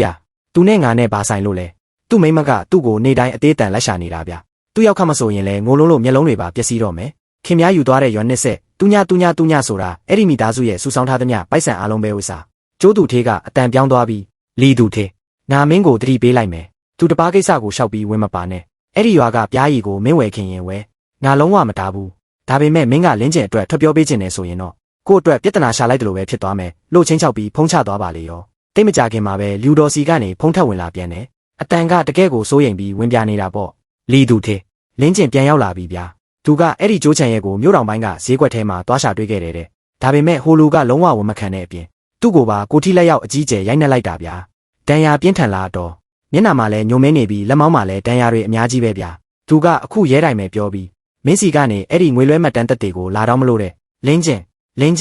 မင်းဘာဖြစ်လို့လဲဗျာငါ့ကိုလာမချင်းချောင်းနဲ့ဦးကျွန်တော်ကလူတော်ဘာဖြစ်လို့လဲဗျာလို့လက်မေးလိုက်တော့ဖုံးခဲကနေလူတွေအဟောက်တန်ငိုယိုတန်တွေနဲ့အကြီးကျယ်ရှုပ်ပေါ်သွားပါတော့တယ်စက္ကန့်နဲ့ငယ်ကြာတော့မှလူတော်ရဲ့ထိတ်လန့်တကြားအော်တန်ထွက်လာတယ် လီတူထေးရလင်းကျင်နေရမှာတင်မေ့လဲသွားပြီဗျာအခုချက်ချင်းလူနာတင်ကားခေါ်လိုက်ပါလို့ကျွန်တော်ကလမ်းអော်လိုက်ရတယ်မိုးကတညာလုံးတီးထန်စွာရွာသွန်းနေခဲ့တယ်ဗျာကျွန်တော်ရွာကိုရောက်သွားတဲ့အချိန်မှာည9နာရီကျော်ရှိနေပါပြီလူတော့ရဲ့ခြံတကားကပွင့်နေပြီအထဲမှာမီးတွေလင်းထိန်ကရွာသားများစုရှိနေကြတာပေါ့လူတော့ကအဲ့ခန်းတကားဝမှာထိုင်နေပြီးတကူလုံးဆွဆွဲနေရှာသလိုရွာလူကြီးကလည်းလမ်းဘေးမှာစောင့်ကြောင်ထိုင်ပြီးခေါင်းကိုကင်ကာစိုးရိမ်နေရှာတယ်ဒါပေမဲ့တိုက်ဆိုင်ပဲအဲ့ဒီကျိုးချံရဲ့ကိုယ်တိုင်လည်းထီးမဲရောင်ကြီးကိုကင်ပြီးခြံထဲမှာရောက်နေတာဗျာသူကကျွန်တော်ကိုမြင်တော့လီတူထေဒီလောက်မိုးသိနေတာကိုလာရဲသေးတယ်နော်တကယ်ကိုပင်ပန်းပါတယ်ဗျာလို့လာနှုတ်ဆက်တယ်ခင်များဒီကိုဘာလာလောက်တာလဲပြားရီလာဝယ်တာပေါ့ဗျာအရင်ကသဘောတူထားပြီးသားပဲဥစ္စာတပိတာရွံ65ဈေးနဲ့လေငါကငွေသားနဲ့ချက်ချင်းပေးမှဖြစ်ပြီးမင်းကရွံ30ပေးတယ်ငါကရွံ65ပေးတာမို့ရွာသားတွေကိုပဲလွတ်လပ်စွာရွေးချယ်ခိုင်းလိုက်ကြရအောင်လေလို့ကျိုးချံရဲကမာနာကြီးစွာပြောတော့တာပေါ့ကျွန်တော်ကရွာသားတွေရဲ့ရှေ့မှာတင်ကျိုးသူထေခင်များလွန်ခဲ့ရဲ့လကလည်းရွံ65ပေးမယ်ပြောပြီးနောက်ဆုံးကြတော့တပြားမှဆေးရမချပဲထွက်ပြေးသွားတာမဟုတ်လားပြီးတော့လင်းကျင်စီကနေရွံ20တူညာကိုမတရားညစ်တောင်းသွားတာကိုကောခင်များဘလို့ရှင်းမလဲလို့တိုက်ရိုက်မေးလိုက်တယ်ကျိုးချံရဲကမျက်နှာပြောင်းသွားပြီးလီတူထေအဲ့ဒီရွံ20တူညာကိစ္စကမင်းနဲ့ဘာမှမဆိုင်ဘူးဗျာလင်းကျင်ကစိတ်လိုလက်ရလာပေးတာဥစ္စာလို့ညင်းပြန်ရောခင်များမနေ့ကလည်းငွေသားချက်ချင်းရှင်းပေးမယ်ပြောပြီးပြားရည်တွေကိုတစ်ချက်ကြည့်ပြီးချက်ချင်းထွက်ပြေးသွားတာလေအတော့အိမ်ကပြားရည်တွေနေဘူးထဲမှာတနေ့နဲ့တညလုံးထိုင်ဆောင်ရလို့အကုန်ပျက်စီးကုန်ပြီဒီကိစ္စကိုကောခင်များဘလို့တာဝန်ယူမလဲအဲ့ဒါသူတို့ဘာသာတိုးလောင်မှုအားနည်းလို့ပျက်စီးတာလေငါနဲ့ဘာဆိုင်လို့လဲခင်များကသူ့ကိုရွာတကားဝမှာစုပုံခိုင်းထားတာမဟုတ်လားလင်းကျင်ကခင်များရဲ့စကားကြောင့်ရွာသားတွေကိုအတင်းတည်ခိုင်းခဲ့တာလေခင်များတာကိုမပြောခဲ့ဘူးလို့ညင်းရဲလားကျိုးသူထေးကဒေါသထွက်ပြီးမင်းစကားပြောရင်တက်တည်ရှိရမယ်နော်လို့အော်တဲ့ချိန်မှာတင်ဇန်ဘိုးကအိတ်ကက်ထဲကနေဖုံးဟောင်းလေးတစ်လုံးကိုထုတ်ပြပါတော့တယ်လင်းကျင်မထွက်သွားခင်ကခင်များတို့ပြောထားတဲ့ message ချက်ရိုအဆာရီမှတ်တမ်းတွေကိုကျွန်တော်စီအကုန်လွှဲပေးခဲ့တယ်ဗျာခင်များကရွံ65ဈေးပေးမယ်သူ့ကိုစိတ်မလောခိုင်းနဲ့ဟိုလူထွက်သွားတာနဲ့ငါချက်ချင်းလာခဲ့မယ်လို့တေချာရေးထားတာဒီစာသားတွေကခင်များရေးတာဟုတ်မဟုတ်အားလုံးရှိမှစစ်ကြည့်ကြရအောင်လေလို့အဖိုးကပြက်သားထွက်ပြောပါတော့တယ်ကျိုးချံရဲ့မျက်နှာကရုံကရင်ဖြစ်သွားတဲ့အချိန်မှာပဲကျွန်တော်ကလန့်អော်လိုက်တယ်အကုန်လုံးမလုပ်ကြနဲ့ကျွန်တော်ရဲတိုင်လိုက်ပြီးခင်များရဲ့ဘေးရွာကနမီပြက်ရာဇဝင်တွေရဲ့အခုလင်းကျင်ရဲ့ငွေလွှဲမှတ်တမ်းသက်သေတွေရဲ့ဒီရှင်ကောဝတ်အင်းရစာသားသက်သေတွေပါပေါင်းလိုက်ရင်ရဲစခန်းကခင်များကိုတရားဝင်ဖမ်းဝရမ်းထုတ်ဖို့လုံလောက်နေပြီဗျာကျိုးချံရဲကထိတ်လန့်တကြားနဲ့မင်းပဲချင်းကရဲတိုင်လိုက်တာလေလို့မေးတော့ကျွန်တော်ကငါရွာကိုမလာခင်ကတည်းကရဲတိုင်ခဲ့တာလို့ပြန်ပြောလိုက်မိတယ်တဲမကြခင်မှာပဲရွာတကားဝကနေရဲကားဥဒတန်တွေတကြိမ်မြည်လာပြီးရဲတပ်ဖွဲ့ဝင်တွေဝင်လာကကျိုးချံရဲကိုလက်ထိတ်ခတ်ပြီးတရားဝင်ဖမ်းဆီးခေါ်ဆောင်သွားကြပါတော့တယ်ဗျာရဲစခန်းကိစ္စတွေပြီးသွားတဲ့နောက်ကျွန်တော်ဆေးရုံကိုလိုက်သွားပြီးလင်းကျင်ကိုသွားကြည့်ခဲ့တယ်မျက်နှာကဒဏ်ရာတွေတက်တာရဲ့လားတက်တာပါတယ်လီတူထေးရအဲ့ဒီရွာ20တူညာတက်တေကတော့လှုပ်ထုံးလုံနေတိုင်သွားရမှာမို့ပိုက်ဆံပြန်ရဖို့အချိန်ခန့်ဆောင်ရလိမ့်မယ်လို့သူကအားငယ်စွာပြောရှာတယ်ငါသိပါတယ်လီတူထေးတကယ်ကိုကျေးဇူးတင်ပါတယ်ဗျာငါ့ကိုကျေးဇူးတင်မနေနဲ့ငါမင်းကိုမင်းမယ်မင်းပြားရီလုပ်ငန်းကိုတရားဝင်ဆက်လုပ်ချင်သေးရဲ့လားငါပြောတာကခိုးကြောင်ခိုးဝက်မဟုတ်ပဲတရားဝင်စီးပွားရေးဖြစ်ပေါ့မင်းတကယ်တင်ယူခြင်းနဲ့ဆိုရင်ငါမင်းကိုပြားရီအရေးသွေးခွဲခြားနေကစားပြီးလက်သမားတွေနဲ့ဘလို့ဆက်ဆံရမလဲလမ်းစာတွေဘလို့ရှာရမလဲဆိုတာတွေကိုအစအဆုံးတေချာတင်ပေးမယ်ဒါပေမဲ့ငါစကားဆိုးကိုအရင်ပြောထားမယ်မင်းနောက်တစ်ခါထပ်ပြီးဒီလိုမကောင်းတဲ့လမ်းစဉ်တွေကိုလိုက်ရင်တော့ငါကိုယ်တိုင်မင်းကိုအရင်ဆုံးအပြက်ရှင်းပစ်မယ်လို့ပြက်သားမှလိုက်မိတယ်လင်းကျင်ရဲ့မျက်ဝန်းတွေညီရဲလာပြီးနေရာကနေထက်ကကျွန်တော်ကိုအယိုသေးပေးပြီးအကြာကြီးဥညွှတ်ရှာတော့တာပေါ့ကျွန်တော်ပြင်ကိုထွက်ခဲ့တော့လူတော်ကအနောက်ကနေပြေးလိုက်လာပြီးပြားရီအိုးတိုးကိုလက်ထက်အတင်းထည့်ပေးရှာတယ်လီတူထေဒါကိုတေချာလက်ခံပေးပါဦးပိုက်ဆံပေးစရာမလိုပါဘူးဗျလူတော်စီကံတိုင်းပိုက်ဆံပေးရမှာပေါ့မလိုပါဘူးဗျမင်းသားဒါကိုလက်မခံရင်ရိုမီသားစုကိုခွင့်မလွတ်ဘူးလို့အောက်မိမိမှာဆိုလို့ပါလို့ငိုယိုပြီးပြောရှာတာနဲ့ကောင်းပြီလေဒါဆိုငါလက်ခံပါမယ်လို့ပြောပြီးယူခဲ့လိုက်ရတယ်ကားပေါ်ရောက်တော့ဝန်ထမ်းချန်လေးကအကိုခင်များစောကပြောခဲ့တဲ့စကားတွေကတကယ်ကြီးလားဗျခင်များအဲ့ဒီလင်းကျင်ကိုတကယ်ပဲအလုတ်တင်ဖြစ်ခေါ်တော့မလို့လားသူကခင်များကိုအရင်ကအကျိုးရုပ်အောင်လုပ်ခဲ့တဲ့သူအစားလို့မေးရှာတယ်တကယ်ပေါ့ဗျ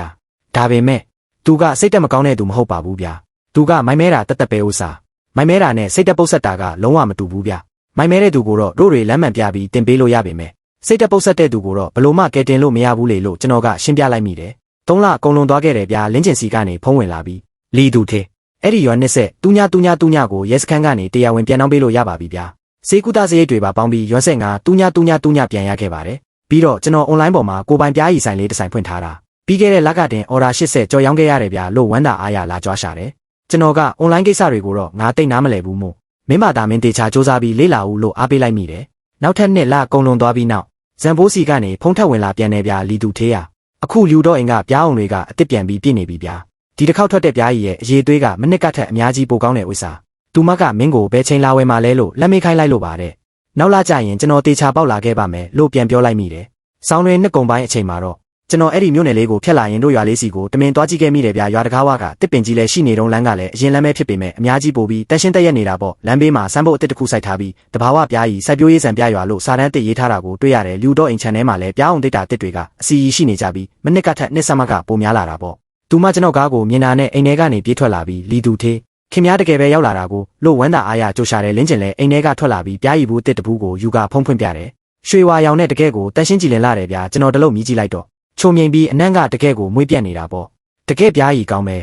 လီဦးတော်ကလီသူသေးမင်းမသိလို့ပါလင်းကျင်ကအခုဆိုရင်အလုတ်ကိုအရန်အာယုံစိုက်တာဗျနေ့တိုင်းတောင်ပေါ်ပြေးပြီးပန်းတွေပွင့်မပွင့်ပြားတွေပြားရီစုံမစုပ်ဆိုတာတွေကိုတေချာလိုက်ကြည့်နေတာသူကတော့ရွာကပြားရီကိုအကောင်းဆုံးအရေးသွေးဖြစ်အောင်လုပ်ပြီးမြို့ပေါ်ကိုတင်ပို့မယ်လို့စူးစမ်းနေတာဗျလို့ဂုံယူစွာပြောပြရှာတယ်ကျွန်တော်လင်းကျင်ကိုကြည့်ပြီးကောင်းပြီလေမနေ့ပြန်ကြရင်မင်းတို့ရွာကပြားရီအားလုံးကိုငါအကုန်လုံးကန်ထရိုက်ယူပြီးဝယ်မယ်ဈေးနှုန်းကိုတော့အေးအေးဆေးဆေးဆွေးနွေးကြတာပေါ့လို့ပြောလိုက်တယ်ဒါပေမဲ့လင်းကျင်ကခေါင်းခါပြီးမလိုပါဘူးလီသူသေးဈေးနှုန်းကတော့ပုံမှန်တိုင်းတပိတာရွမ်30ပဲတပြားမှပိုမယူပါဘူးလို့ညှင်းရှာတယ်ဘာဖြစ်လို့လဲဗျ